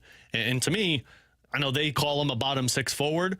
To me, the upside is you got a second-line winger that can score 20 goals for you in a season. Middle six forward. Middle six forward. But, I mean, when you're talking about physicality with speed as a power forward but has a good shot, that's what Brandon Saad made a career out of, being that guy. Yeah, when you first said that, I originally kind of was like, oh, okay, that sounds a little like Saad outside of the physicality. I feel like a little bit bigger. How big is Saad? I feel like he's a little smaller than this now. 6 foot, I think. I don't know how big Saad is, but that's the one thing, like when 6'1", 215. I underestimated his size. He's about the same. And he's fast, too, which I don't think people give Brandon Saad enough credit for how fast he can get. I mean, that dude created breakaways last season, and it's like, where did that come from, Saad? Yeah, and when you said that, I was like, man, that's something they haven't had on, like, the third or fourth line for the last 2 years. That's the one thing that's been kind of lacking where we've talked about it. The last 2 years, they've been a very top-heavy team. And, I mean, I guess Vrana was a little speed, but by the end of the year, he was playing well. He was playing in the top six. Vrana had speed, but he didn't know where to go with it. Yeah. It was just like, hey, I'm over here. The hockey sense for Vrana was very low. It did not go the other direction. Well, but those guys don't play defense. 100%. Big D does. God, we've got to stop with that. So Bruce Boudreau was also asked. Someone texted and said, classic Big D play. Right. He was also asked about Matthew Joseph, the new winger that the Blues are bringing in from Ottawa. And Bruce Boudreau said the following. He's not overly big, but he's really quick. If you're looking at him as one of the replacements for Kevin Hayes, you're looking at totally different players. Thank God. It's going to be all about St. Louis being in your face with speed, and I think that's what's going to make them a lot harder to play against going into this season. The scout said he could really skate at the end of the day. If it's him and Holloway on the third line with a centerman, that's a pretty darn good third line. Alex, that's something that as I was reading this and I was getting into it and I was thinking about the combinations in my head, I thought to myself, man, if they can just figure out that number two center and they can drop somebody down to that third line, it totally opens up the possibilities of what this lineup can become. Yeah. Because Joseph and Holloway sound like the exact type of players that this team lacked so badly a year ago. They cycled through so many different guys that were third-line wingers, and none of it really worked. None of it really ever clicked. I feel like in the past we've talked about that with the fourth line where they just never clicked. Last year they did. They had a fourth line that worked. Unfortunately, then they had to pull those guys up to the third line, and it's just they weren't third-line players.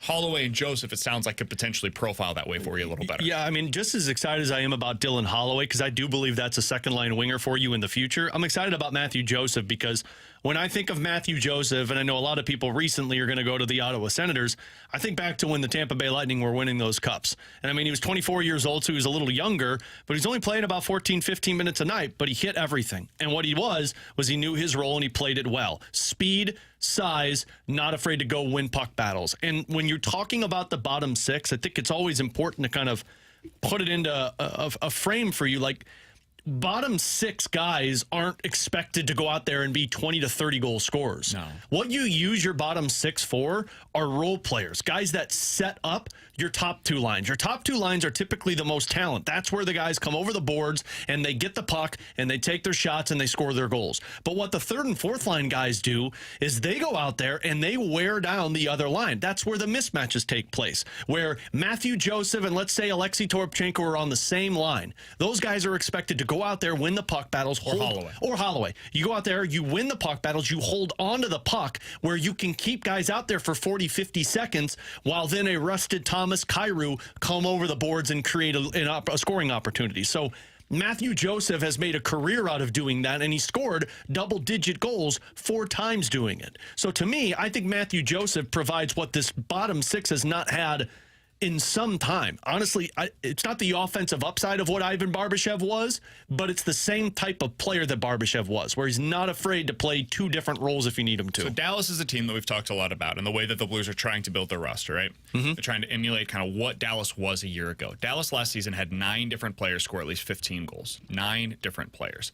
They came at you with waves. Just like, oh my God, when are we going to get 10 minutes in this game to not have to worry about the opposition having a guy on the ice that can legitimately score a goal?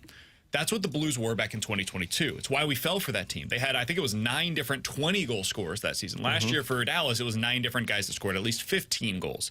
The reason I mentioned this, Alex, is because as I was reading these descriptions, I thought to myself, man, how many can the Blues have this year? And we did this a year ago, and we got overly excited, and we're like, Jakub Vrana, 30-goal scorer. Kapanen, well, could he get a 15-goal?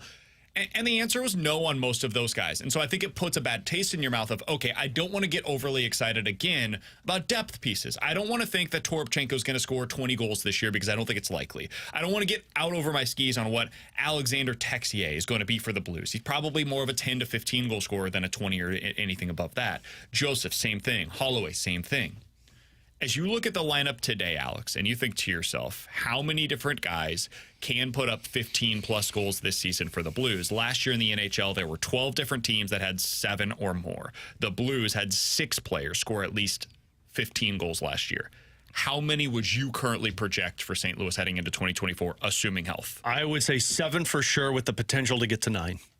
The 7 for me that are almost a guaranteed of 15 or more goals, Neighbors, Thomas Kyrou, Saad Boot Shen, and I put Dylan Holloway in this because I do think they're going to use Dylan Holloway in a higher role than what people are giving him credit for, because I think best case scenario, Saad could be playing third line for you. Those are the 7 that I would say guaranteed, and the 2 that it depends on their role, is Joseph and Toropchenko. Toropchenko nearly got to 15 last year, and Joseph has scored 15 before as a third or fourth line player.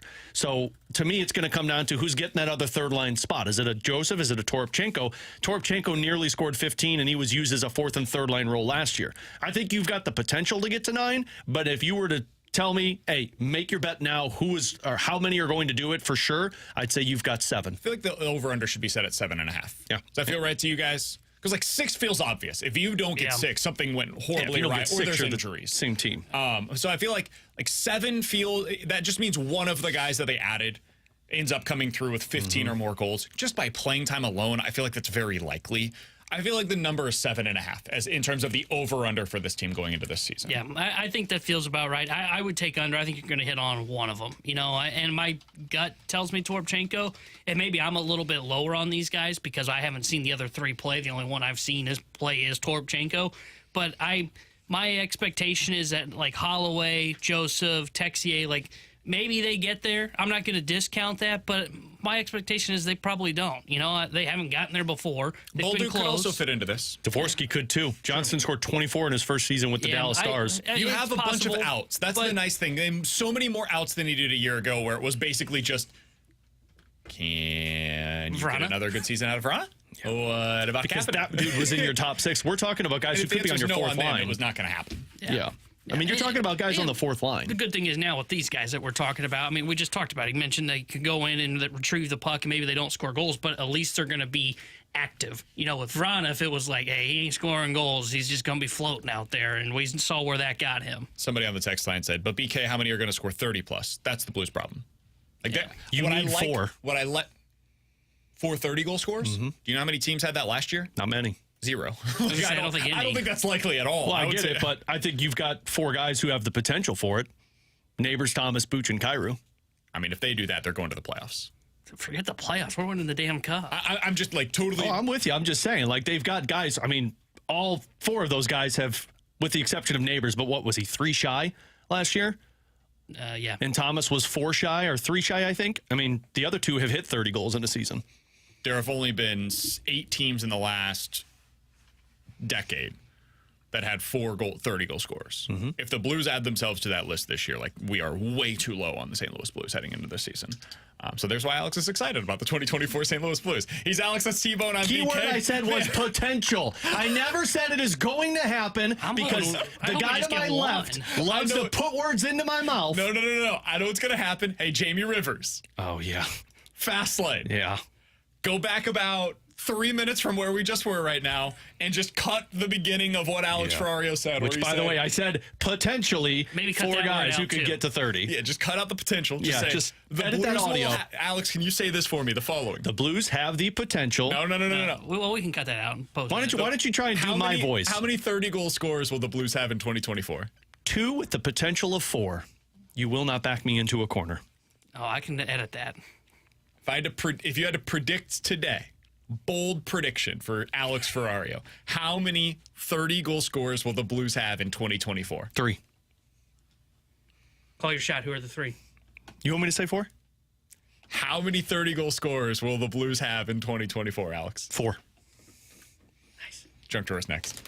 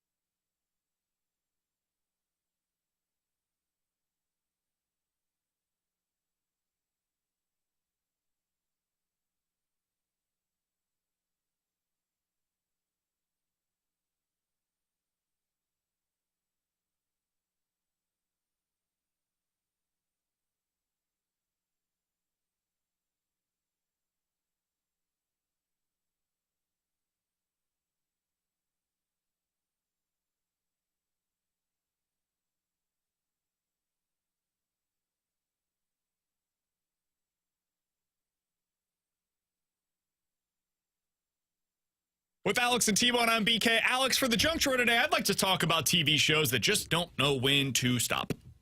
Oh, probably a lot of those. Because like The Office coming back. I don't know if you've seen the reports, but it sounds like Ted Lasso is likely to be renewed for a 4th season. Didn't they have a big send-off? Yes. Okay. I loved Ted Lasso. I know for some people it had kind of run its course after the first couple of seasons, and that's fine. It's not for everybody. But first of all, the first season came out at the perfect time. We just needed some happiness in our lives. It came out right in the middle of COVID. I literally watched it while I had COVID, while my in-laws were having Thanksgiving. I was downstairs eating Chinese food, watching Ted Lasso.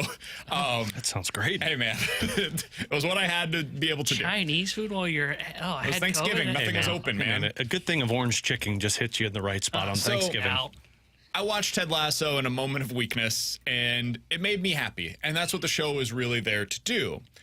And so for the first 3 seasons, I loved it. I loved everything about it. It was unique. It was different. They took this idea that I thought there's no way this is going to work as a show, and they made it really exciting and fun to watch. And they built up these characters that you really wanted to get to know. And then I thought they ended it on the perfect note, where they all kind of, I'm not giving anything away, but they all went their separate ways, and like, that was it, right? I thought had a good ending for a show that Yeah, but that's always the typically perfect. doesn't get it. That's always the perfect cliffhanger for a show that needs more money. Is we parted our ways, but we're coming back. So it's been greenlit for season 4. There have been some key members that are expected to return. There are questions about whether or not Sudeikis will be back. You can't have the show if Sudeikis doesn't come back, but it sounds like he's likely to do so. One of the other key members of the show, Jamie Tart, sounds like probably not going to be a part of it, which is a pretty significant loss for the show if they don't end up getting him back. Alex, what are some of the shows that you've watched that you're like, man, I wish they would have just, like, whether it was an extra season or 2 seasons or 3 seasons for some, that you just wish that they would have ended it a little bit earlier? I mean, this is going to be one of those that I feel like it's going to come back. It's going to be disappointing relative to expectations, and we're all going to look back and say, man, just ended after 3 seasons. I mean, one of my favorite shows, The Office, went 2 seasons too long. I think the when Michael Scott left, it was like, I don't know if you could keep this, and you found a way to keep it interesting for like a season, but then you just tried to reach as much as possible. When I was watching Blacklist last year, I think it was, where Katie and I were binging that, loved the show, thought it was phenomenal, loved James Spader. Problem was, like, the last 4 seasons were the same season over and over and over. And it's like, what are you guys doing? Like, I don't know what's more infuriating to me is when a show doesn't know when to call it, or when a show, after it ends, says, we need to come back. Because when you see shows that say, like, hey, we're done, this was the perfect ending, there's no reason for us to come back, it's going to stay as is. But then everyone's like, no, but we need a reboot, we need to bring it back. I think that pisses me off more than a season stretching as long as possible. I'm the opposite. I actually think it's the ones that end up just not knowing when to quit, especially when they had a moment where it was like, this is the perfect opportunity. But in the midst of their seasons, it makes sense when they try and stretch it, because you want to try and get to that 1,000-episode thresh mark, because then you get the reruns and you get the whatchamacallit. Like, this isn't going to have that. No. This is just, they've had 3 seasons, man. They're like 12 episodes. This is kind of like, and I haven't gotten to the 3rd season of the morning show yet, but it sounds like the morning show is like this already. Yeah, I felt like after 1 season, honestly, they kind of pushed it. Season 2 of the morning show, I was like, it's okay. It kind of lost me already. I know season 3 was actually pretty good. And I'll be able to kind of rebound season 2. And I'll be able to report back after, because Only Murders in the Building just started yesterday. My wife and I are excited. This is the 4th season, I think. 1 through 3 has been great, but you always get worried the more they come out. That's different, though, because it's like each season is uniquely that season. It becomes like a totally different show every year. Yeah. Ted Lasso is the same show. It's just continuing on with the plot. A lot of people are saying Dexter is the show. Oh, I don't know if you guys have seen the show. I started to watch it. He ended up being like a lumberjack. And I was like, what are we doing? The Walking Dead is the other one. That's the one I thought I started The Walking Dead, and like after 7 seasons, it's like, I am so done with this. Yeah, I thought for The Walking Dead, I think it... And the funny thing is like, I think it's still going with spinoffs still, but The Walking Dead definitely got to that point where cash grab, where it was like, okay, you finally have this like big battle. You've kind of set it up as like, this is the biggest nemesis they've had. It extended 2 seasons, and then it was, oh, well, now I got to reset and have another big bad villain. I was like, I don't know. I think if I were to think of a show that didn't do that, it was Friends. Because I never felt like Friends stretched it. I felt like Friends was probably the perfect timeline for those. Our text line is going to get mad at you for that, because I think there are a lot of people that actually would view it as the opposite. Really? I thought Friends got better as it went along, and then when they ended it, it's like, I don't think you could have gone any further. One that laid an egg that probably tried to get out probably around the right time was Seinfeld. Seinfeld's ending was terrible. Yeah. It was a weird That one thing felt that like did. they were just told to end it, and they were like, well, this is the only way we know how to. I love The Wire. I think the first four seasons of The Wire are like some of the greatest television you'll ever see. Season 5, they had to cut short. They were only greenlit for, I think it was like 10 episodes instead of the usual 12 that they had. And you can feel it in it, where it feels like everything's kind of rushed in terms of the timeline of it. That sometimes happens as well. A lot of people, I didn't watch the show, but Game of Thrones, a lot of people are saying that could have been stretched into like 2 different seasons for the final season. And it kind of all got discombobulated in that final Did you ever watch How I Met Your Mother? I did. I watched. There was a million different seasons of it, but I watched like probably up until the last couple of years. Yeah, that one's another one that felt like you pushed it a little too far. Yeah, I would agree with the Game of Thrones one. That one was, I didn't think it was as bad as people say it was, but it definitely felt rushed. We've had a few different people say Breaking Bad. I actually thought Breaking Bad finished pretty well. I actually haven't watched that. Knowing when I thought it was a little slow. Sure. But if you kind of stick with it, I think it was a perfect kind of ending. I've never watched it, but Stranger Things seems like it's falling into that conversation too. Absolutely. Yeah. It's like I can't believe that they keep coming out with it, because it's like, aren't these kids like 18 by now? Well, they're like 30, and they're acting like they're 18. Yeah. They're 30? Like, they're super old at this point. I feel like we could have had like 2 seasons of that, and we'll be like, hey, we did a good thing here. Another one, and it was interesting at the time when it started, was, I can't remember what it was called, Arkham maybe. There was a show that was a spin-off of where it was, you followed a young Jeff Gordon kind of working his way into the police force in Gotham City. It was like, first season was kind of interesting. And then like you look up and you're like, there's 6 seasons of this? I don't know. I feel like we pushed it a little much here. When you said Jeff Gordon, the race car driver? You were talking about the race car driver. I was like, he pushed his career a little long. Was that his first name, Jeff? I just know it as Commissioner Gordon. I think it's Jeff. Maybe I'm wrong. Are you Googling it? Yeah, because I don't think his name's Jeff. Jim Gordon. Yeah, I was going to say. I was like, wait a second. You're following who? Is this like Drive to Survive, but for NASCAR? I didn't realize that they had this like 15 years ago. TV show of Jeff Gordon? So anyways, the news is that sounds like Ted Lasso is probably going to be coming back. I'm going to watch it. Don't get me wrong. I loved the show, but... Someone said The Sopranos. Absolutely not. The Sopranos, totally I thought, did it so perfect. Yeah, the ending was annoying. Yeah, the ending pissed people off. But I thought they had the right number of seasons. It was different, too, by the way, the ending. You know, I love one where it's like going out of the blue. You don't know what happens. That was different. No shows ended that way kind of before. a Dark Knight kind of an ending where you're like, what happened here? It's still to this day eats at me the way that they ended Sopranos. He's Alex, that's T-Bone on BK. Coming up in about 15 minutes or so, how many SEC teams can end up in college football playoff contention this year? Feels like 7 or 8 think they can. How many actually can? We'll get into that coming up in a little bit. Coming up next, though, T-Bone's mad about Nolan Arenado turning it around in the second half. He'll tell you why next here on 101 ESPN.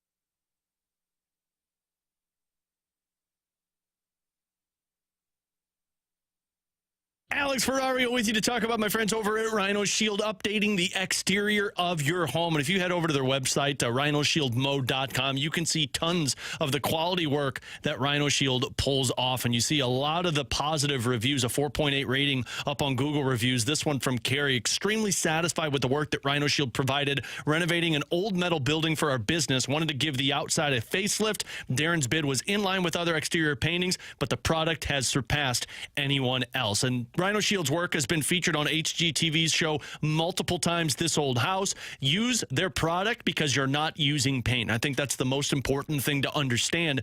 You are using ceramic coating, 2 to 3 coating process that sticks 8 times thicker than any type of paint that you're going to put on the exterior. It's 100% waterproof. It deflects 90% of the UV rays. I used Rhino Shield back in 2020 when we purchased our home, and to this day looks brand new. So you get a 25-year transferable warranty with Rhino Shield's work. Have Darren come out, give you a free estimate, walk you through the whole process. You'll fall in love with Rhino Shield's work. 877-25-RHINO, 877-25-RHINO.com.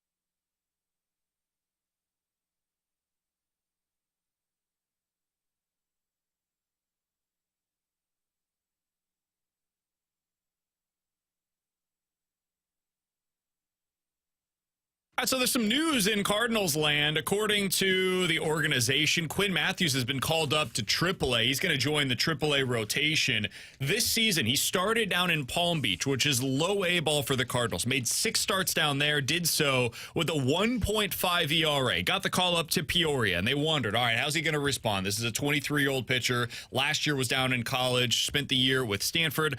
Goes to Peoria, 7 starts, 2.7 ERA. They decided to call him up again.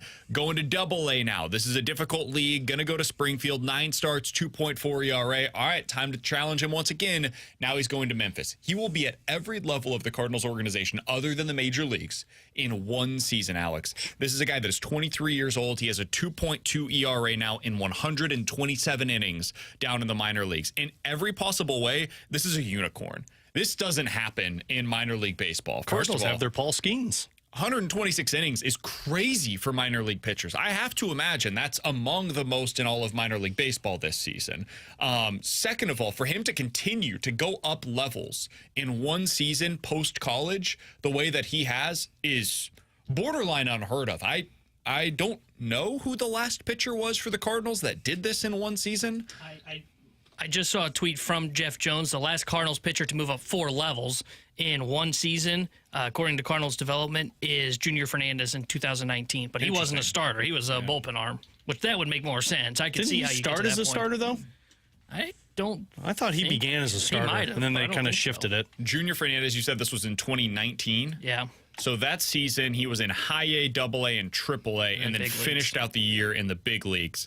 And he was a reliever that entire season for the Cardinals. So that was the way that he moved up. But the year prior, he bumped down in 19 from where he was in 2018. So he finished the year prior in double A and then went back down to high A to start out the 2019 season, it looks like, and then worked his way back up. So this is very different than that. And at that point, Junior Fernandez had already spent 5 years in the Cardinals organization.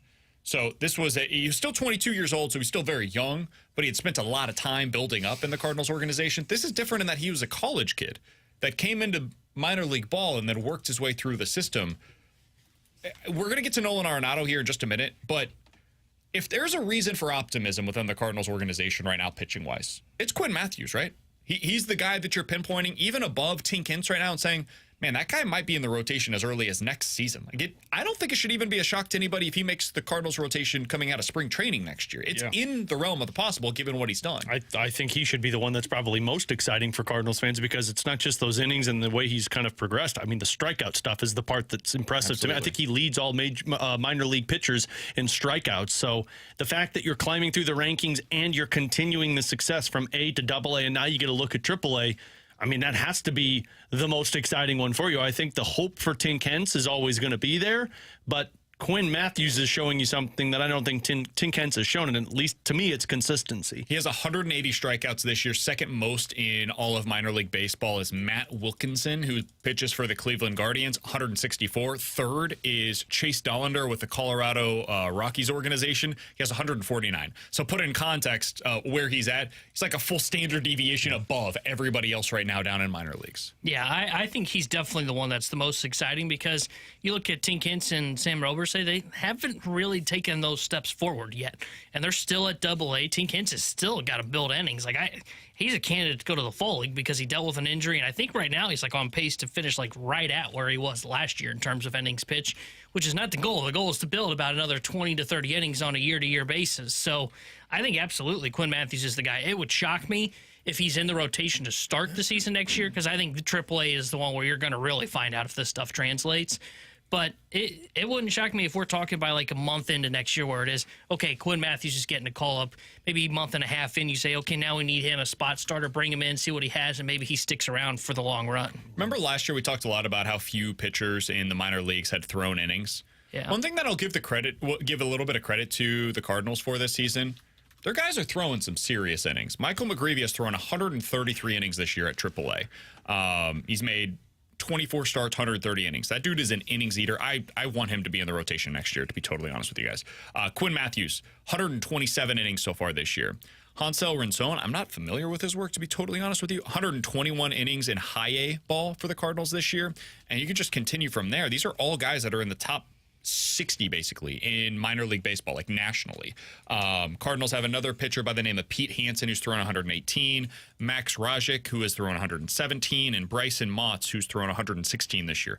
It's all in the top 60 in all of minor league baseball. They're getting innings. Now, some of those guys have been more effective than others. Like, for example, Bryson Motts has a 5.3 ERA in high A ball this year in those 116 innings. He was a second-round pick a couple years ago. Yeah, there was once upon a time when he was somebody that people were pretty high on.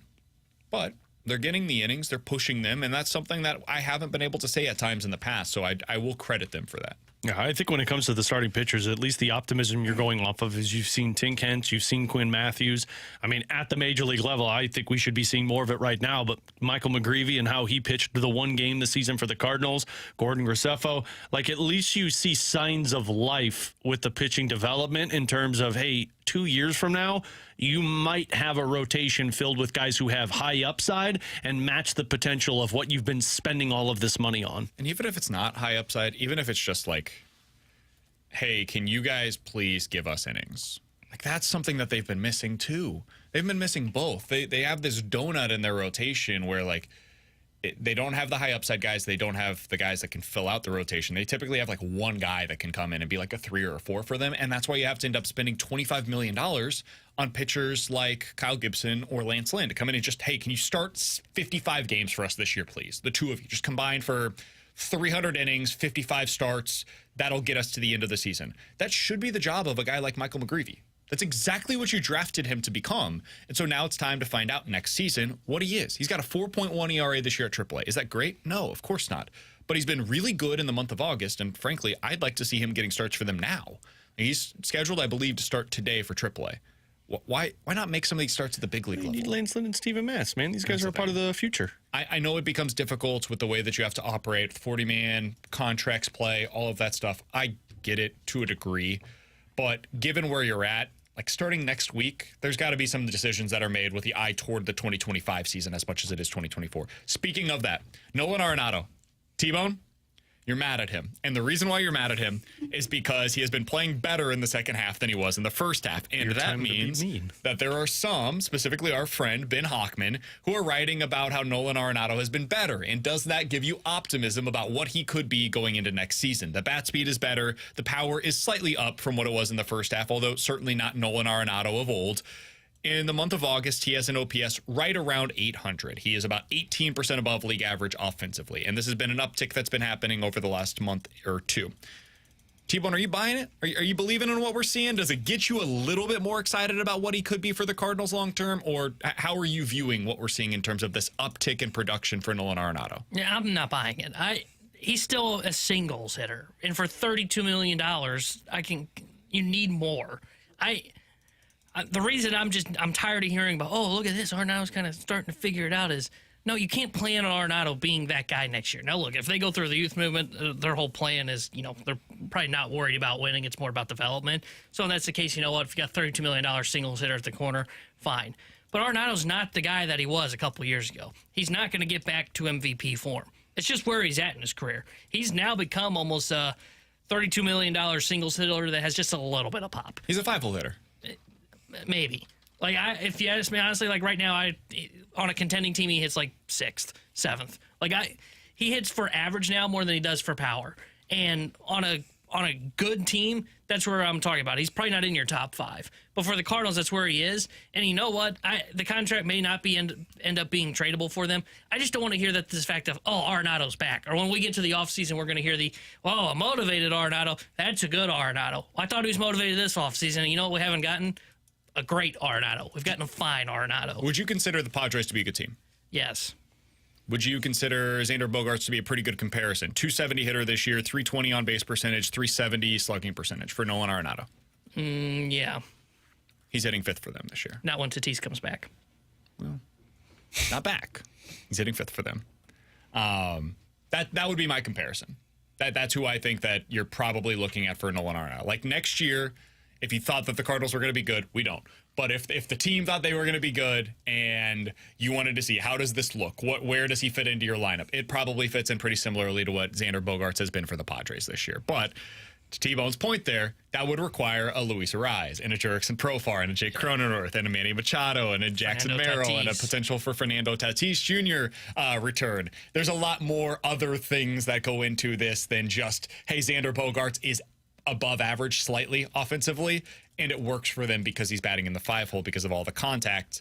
They need the guys around Arenado. What makes this difficult is Arenado's making $35 million, similar to the Bogaerts conversation, but they're willing to spend elsewhere. Not something the Cardinals are doing. When Arenado makes $35 million and he's an average hitter, it makes it really hard to construct a lineup around him that ends up being able to elevate him. He's supposed to do that for the others. Well, and I mean, honestly, I hate to be this guy, but I could care less about his hot streak offensively and how he's playing and more about what he is off the field. And it seems like for the last 3 years, that's been an area of conversation of, hey, Totally fair. Nolan Arenado might not be a leader. And if you're losing Paul Goldschmidt and Nolan Arenado is the face of the team, you want to pay $35 million for a guy that might be a problem beyond playing for the team? You shouldn't have had to spend, what, $2 million, say, for two guys to take that role from $2 him. million. You just brought in Coaches Lance need Lynn, more. too. Yeah. Well, I'm not counting him towards rotation. Rotation, it kind of made sense. You needed guys that were veterans, not so much for learning curves because they don't have any young pitchers. You just needed guys that could pitch. You needed starts. Yeah, you didn't need Carpenter and Crawford on the roster. Well, early on, you kind of didn't need Crawford. You didn't need Crawford for like the last 2 months that he was here. You haven't needed Matt Carpenter for really the whole And tenure I mean, the that guy he's has been here. been outspoken about how, I'm not really the leader type of guy. And I mean, like, you look at the guys who are getting paid $30+ million, even Schultz said it earlier today, like, Xander Bogaerts is more of a guy that's good to have around the younger players. Manny Machado is as well. Yeah, I think some of that is like, Oh, you don't buy Mike? Oh, questioning Mike Schultz again? No, the reason why I say that, I think we've heard that about Nolan Arenado as well, and I just don't buy it. I just do not believe it. Machado's the one that has kind of come off Exactly. as being the guy that's not that. He's Alex, that's T-Bone, I'm VK. Chris Kerber, the voice of the Blues, is going to join us coming up in about 15 minutes or so. He's going to help us talk about the Blues and Brews, second annual Blues and Brews. It's coming up on Friday evening, September the 20th at the Anheuser-Busch Brewery. Get fired up for this Blues season. Live music. You'll see us. You'll see Braden Shin, Jake Neighbors, Dylan Holloway, Philip Broberg, Drew Bannister, and Blues alumni. Hell, Chris Kerber's going to be there as well, ladies and gentlemen. So get your tickets right now, 101ESPN.com. We'll talk to Kerbs about that coming up at 1:30. But coming up next, college football time. How many SEC teams can realistically end up in college football playoff contention this year? And where does Mizzou rank on that list? We'll talk about it next year on 101 ESPN.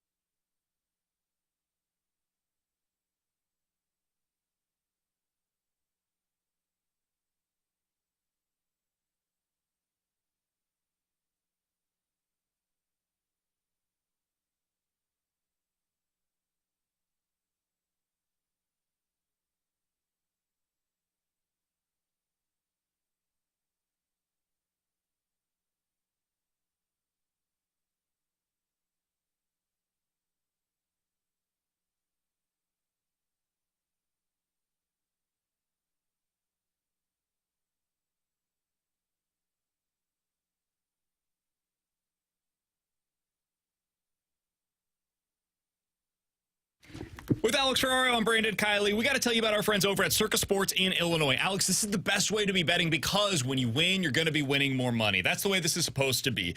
It's not about the VIG and all of the money that you're potentially going to lose. Sports betting's hard, man. Trying to beat the books is not an easy thing to do. And so when you win, you got to get the most money possible. That's what they're doing for you over at Circa Sports in Illinois. Alex, I know you love your parlays. So I'm going to put one together for the first true college football weekend of the year. I'll approve or disapprove. Miami versus Florida, Notre Dame versus Texas A&M, and Boston College versus Florida State. 3 of the best games this weekend. I am going with Miami minus the 2.5 points, Notre Dame straight up against Texas A&M, and then Florida State as a money line winner against Boston College. Those 3 over on Circa, if I bet it, $10 wins 40. It's about 4-1 in terms of the odds. Over on FanDuel, make the exact same bet. I'm making about $5 less on a $10 wager. I'm getting more money with Circa. Put all these parlays, get them going with college football season, NFL right around the corner. You're going to be bringing home the most money possible. Download the app today. If you or someone you know may have a problem with gambling, call 1-800-GAMBLER or text ILGAMB to 833-234.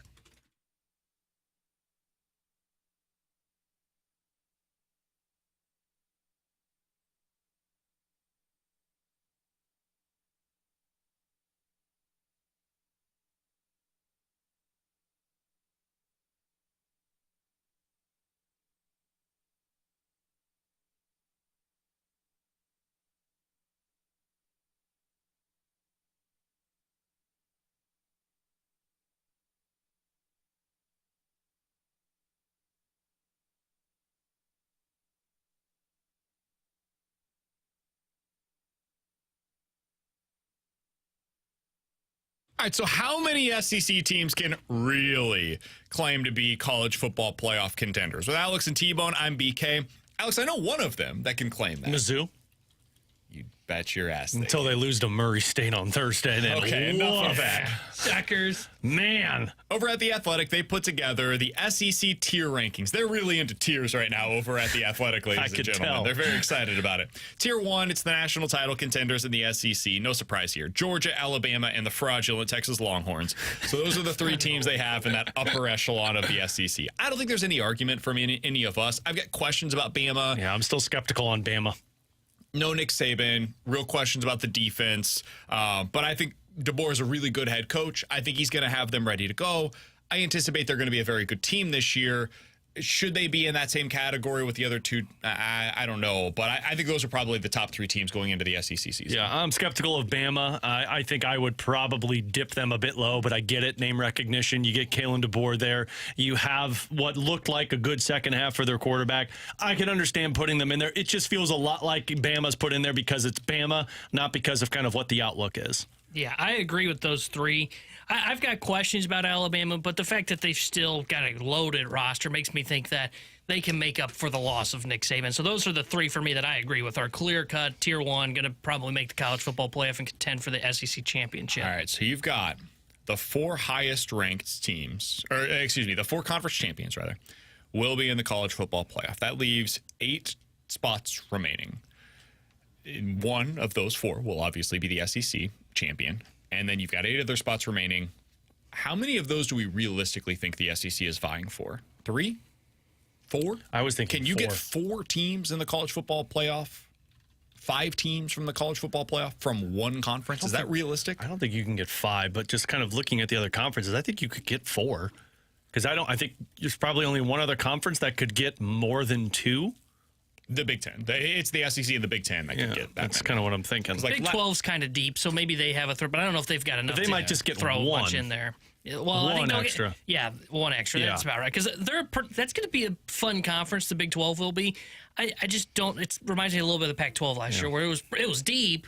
But does that necessarily mean you've got a bunch of great teams that can get to the playoff? It was deep in terms of beating up on each other, so Yeah. it was exciting. That's kind of what I think you're looking at with that one. I think probably 4 is the realistic number. Last year, going into the final week of the season, so prior to the playoff, the teams that would have made it from the SEC would have been Alabama, Georgia, Missouri, Ole Miss, those 4 teams.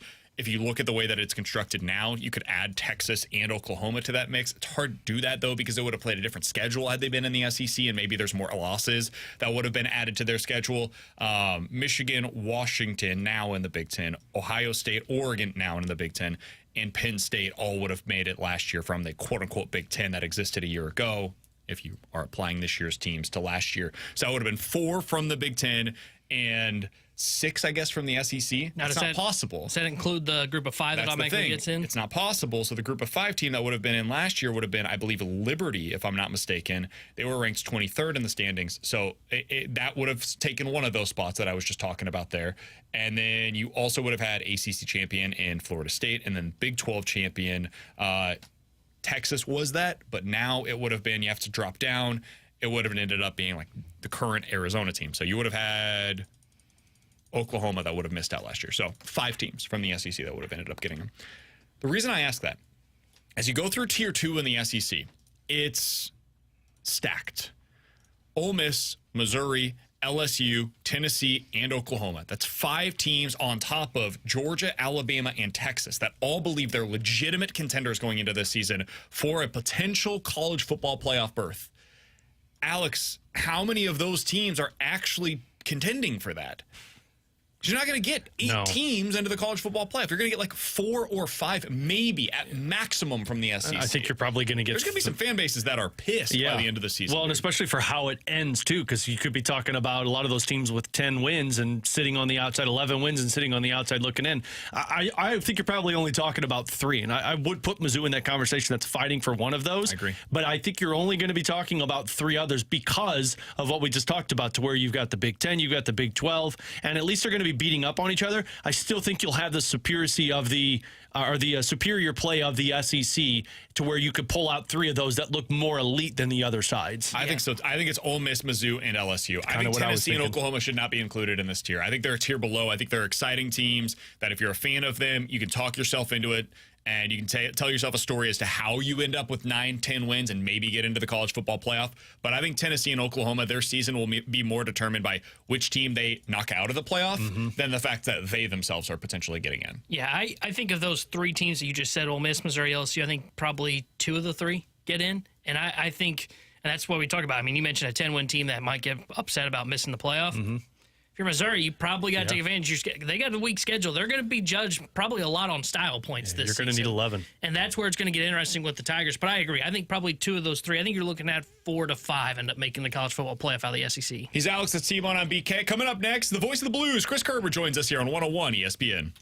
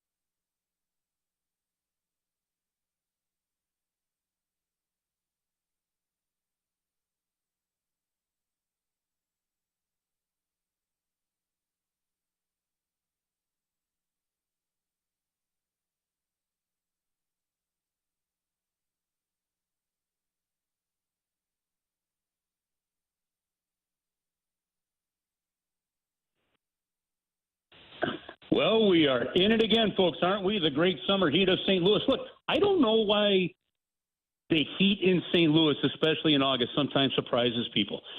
It's the Midwest. It's humid. It's hot. And St. Louis is Midwest tough enough to make it through. Now, what sometimes needs some redoing or needs a little help, it's your air conditioning unit. So get it done with Classic Air Care. If you haven't listened to me since the spring about getting that unit serviced to make sure it's good and ready to go, shame on you. Should have done it by now. You can still get it done at ClassicAirCare.com. And here's the thing about Classic Air Care. They're going to make the steps easy for you. Not only, and you've heard us talk about the 4.8 Google rating and the great service that they're providing all around town, but they've got maintenance programs. For example, if you're like me, you forget about the air filter. Some of you out there might even be going, I don't even know what the air filter is. They will send you air filters, and the rate is probably cheaper than you're going to spend at some of the big box stores.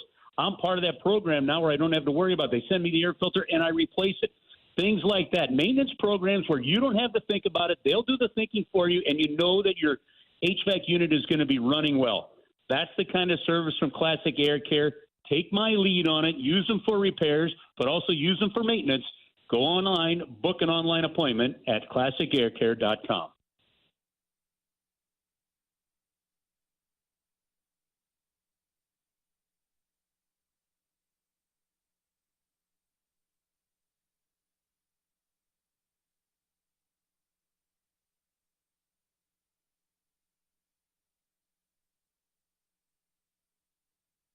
Derek here, Day Sports Center update brought to you by Saliga Heating and Cooling. Cardinals back in action tonight. Game 3 of their 4-game set with the San Diego Padres. 6:45 will be first pitch. Joe Musgrove will be on the mound for San Diego. Andre Palante will be on the mound for the St. Louis Cardinals. And the St. Louis Blues GM Doug Armstrong will join the fast lane later on today at 3:30. This Sports Center update is brought to you by Saliga Heating and Cooling, an independent American Standard heating and air conditioning dealer.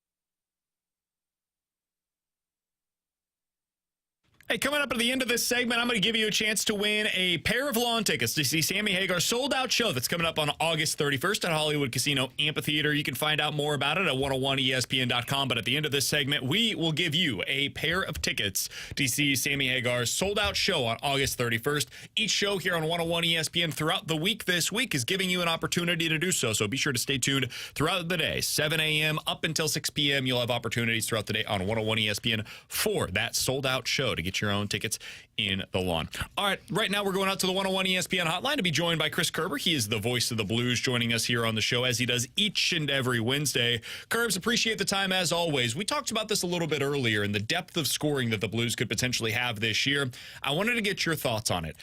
2022, we all went into the postseason and we were excited about what the Blues could have because they had 9 different 20-goal scorers. If I asked you this year, Kerbs, how many 15-goal scorers will this team have at the end of the season? What would your answer to that question be?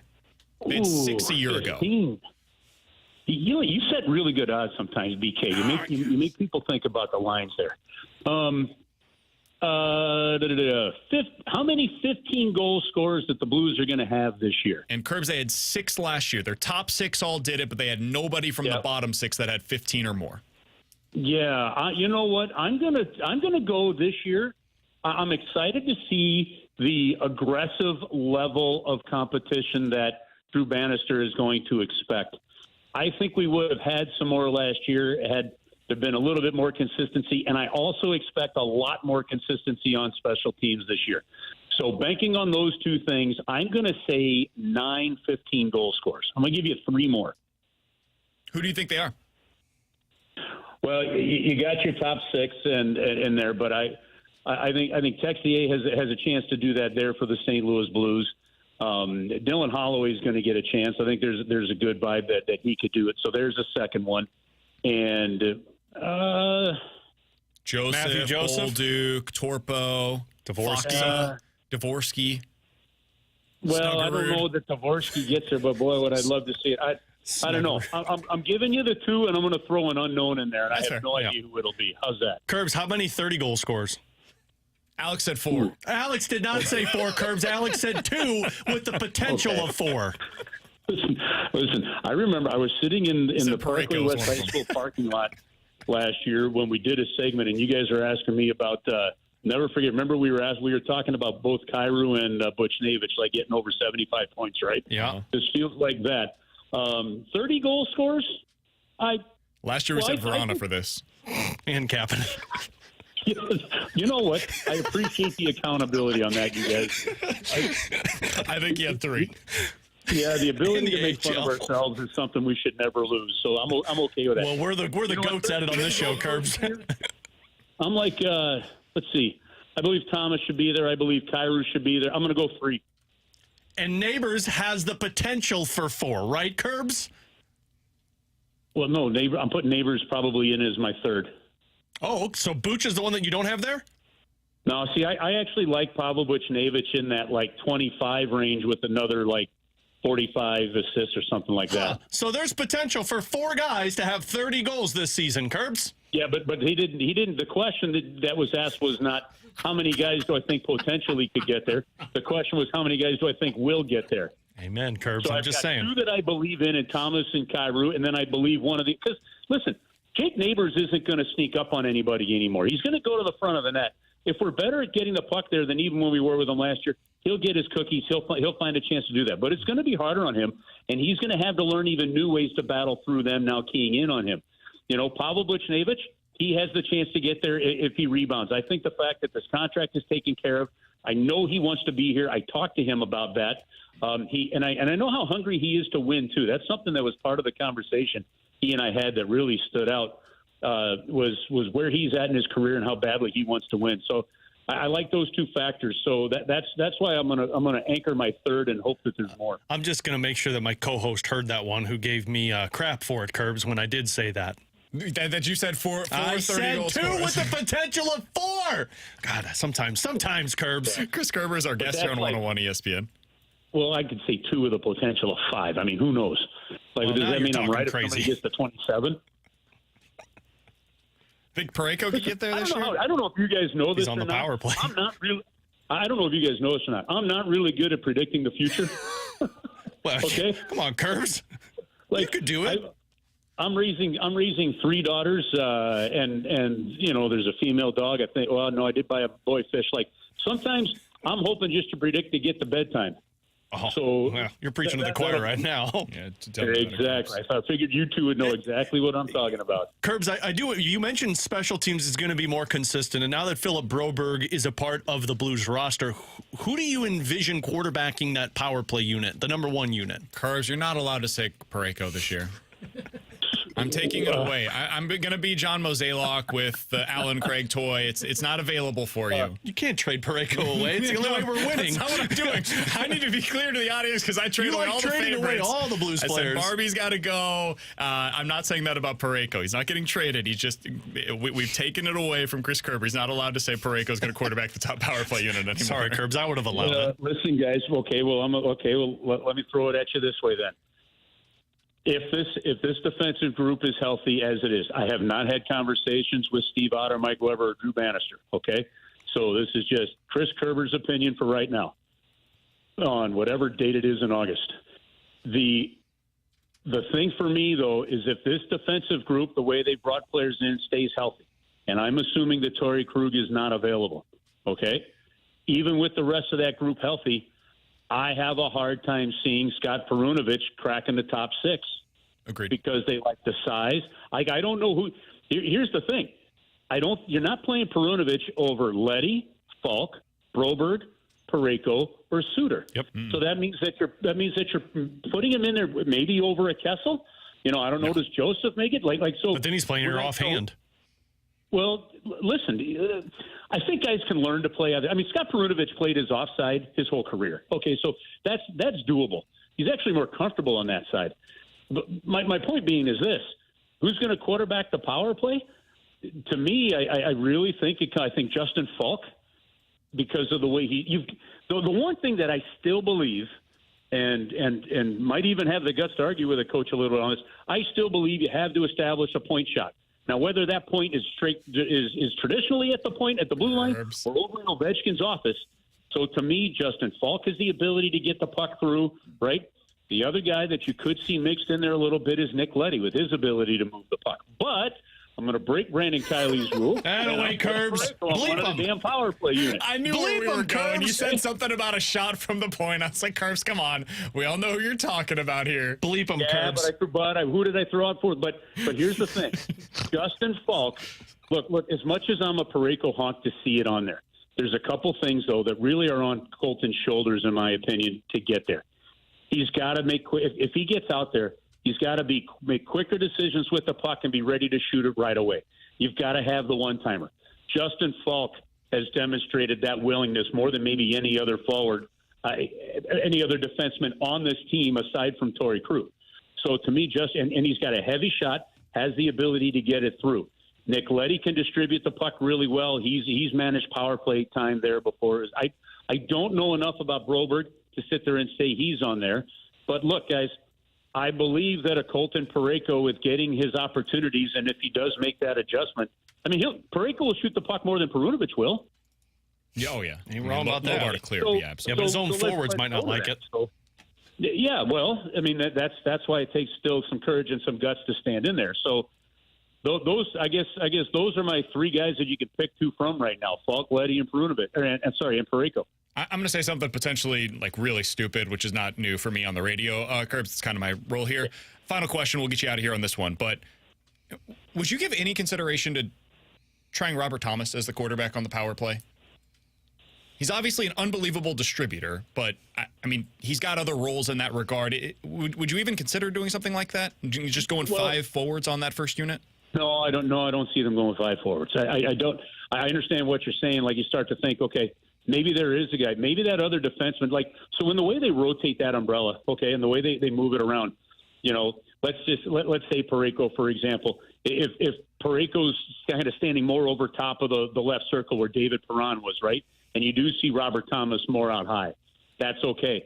But Robert Thomas has got to be able to come off the wall with it, and you saw the ability last year when he started shooting the puck more. So I do listen. Where that's not a stupid question, BK, is there's going to be a level of a hybrid there where you're going to see somebody there because they don't have that pure, you know, Al McInnes defensive and on there as a quarterback. So you'll see a mix of it. Well, what I really hope we don't see, like honestly on the power play, like you got to have guys on their strong side where you're coming off the wall with a chance to shoot it, you know, and one time the puck. I just think penalty kills are too good. You know, fun guest to have on to talk about that aspect of the power play would be Bernie Federico. Well, maybe we'll do exactly that. Hey, Curbs, appreciate the time as always. Thanks so much for the time. We'll see you out at Blues and Brews coming up on Friday evening, September the 20th. We'll be out there. Curbs will be out there. Tickets just $20 on sale now. Braden Shin, Jake Neighbors, Dylan Holloway, Philip Broberg, Drew Bannister, and Blues alumni going to be out there. Excited for that. Excited for the Blues season right around the corner. And we always appreciate Chris Kerber and his time here on BK and Ferrario. I'll talk with you again next week, my man. All right, guys. Have an awesome time. Talk to you next week. Yeah, it's Chris Kerber, voice of the Blues, joining us here as he does each and every Wednesday on BK and Ferrario. Now is your chance to score a pair of lawn tickets to Sammy Hagar's sold-out show on August 31st at Hollywood Casino Amphitheater. Earlier today, we did mention the big news for the St. Louis Cardinals is that Quinn Matthews heading up to AAA. He has now been at low A, high A, double A, and AAA in one season. The last Cardinals player, T-Bone mentioned this during the segment, the last Cardinals player that moved up 4 different levels within the organization was another pitcher. Who was that pitcher? What was his name? It was in 2019, to give you a little bit of a hint. If you have the correct answer to that question, your texture number 101 at 314-399-9646. You are going home with a pair of lawn tickets to see Sammy Hagar's sold-out show on August 31st. Coming up next, we'll have the Rewind here on 101 ESPN.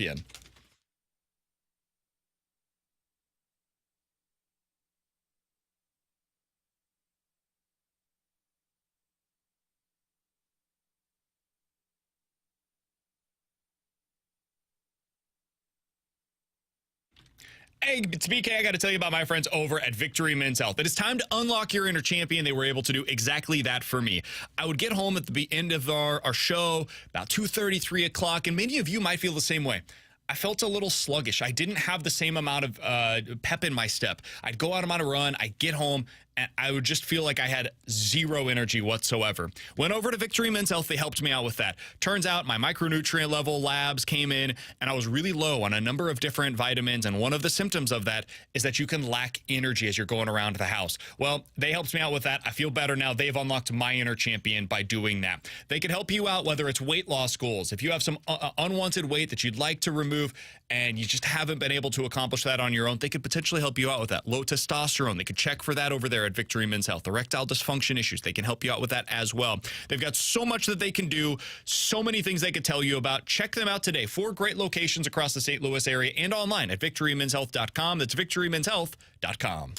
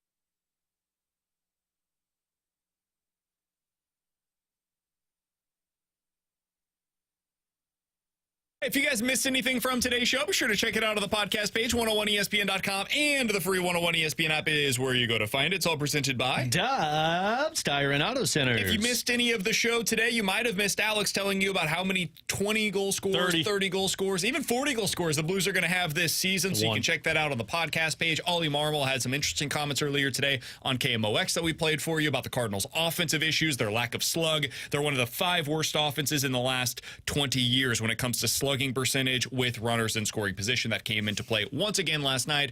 They are back in action coming up this evening at 6:45. Palante versus Musgrove. Man, the pitching matchups have not been kind to the Cardinals in this series. Alex, how you feeling going into this one? Cardinals with Palante on the mound, their best starter right now. I mean, I feel good that Palante's on the mound. I could see it being a close game, a tight game. I don't trust this offense against Joe Musgrove. And they've proven it in almost every single game so far against the Padres that they can give you a little bit of sign of life to where you feel like they've got it, and then it's from there. What I would care about most is seeing more guys that matter about the future in the lineup. Keep Luke and Baker in there. Just happen. So Cardinals lose 6-3 in my opinion tonight. Looking forward to 6-3. You think they're scoring 3 runs? Talk about this tomorrow. I'm off until Monday. The guys will have you covered. I'm off until Tuesday. The guys will have you covered tomorrow and Friday. By the way, get signed up to play in the Fastlane Pick'em Challenge. I'm a part of it this year. You can beat my ass over at 101ESPN.com. Fastlane coming up next. They've got Doug Armstrong at 3:30 here on 101 ESPN. How many 30-goal scorers will the Blues have in 2024, Alex? 4.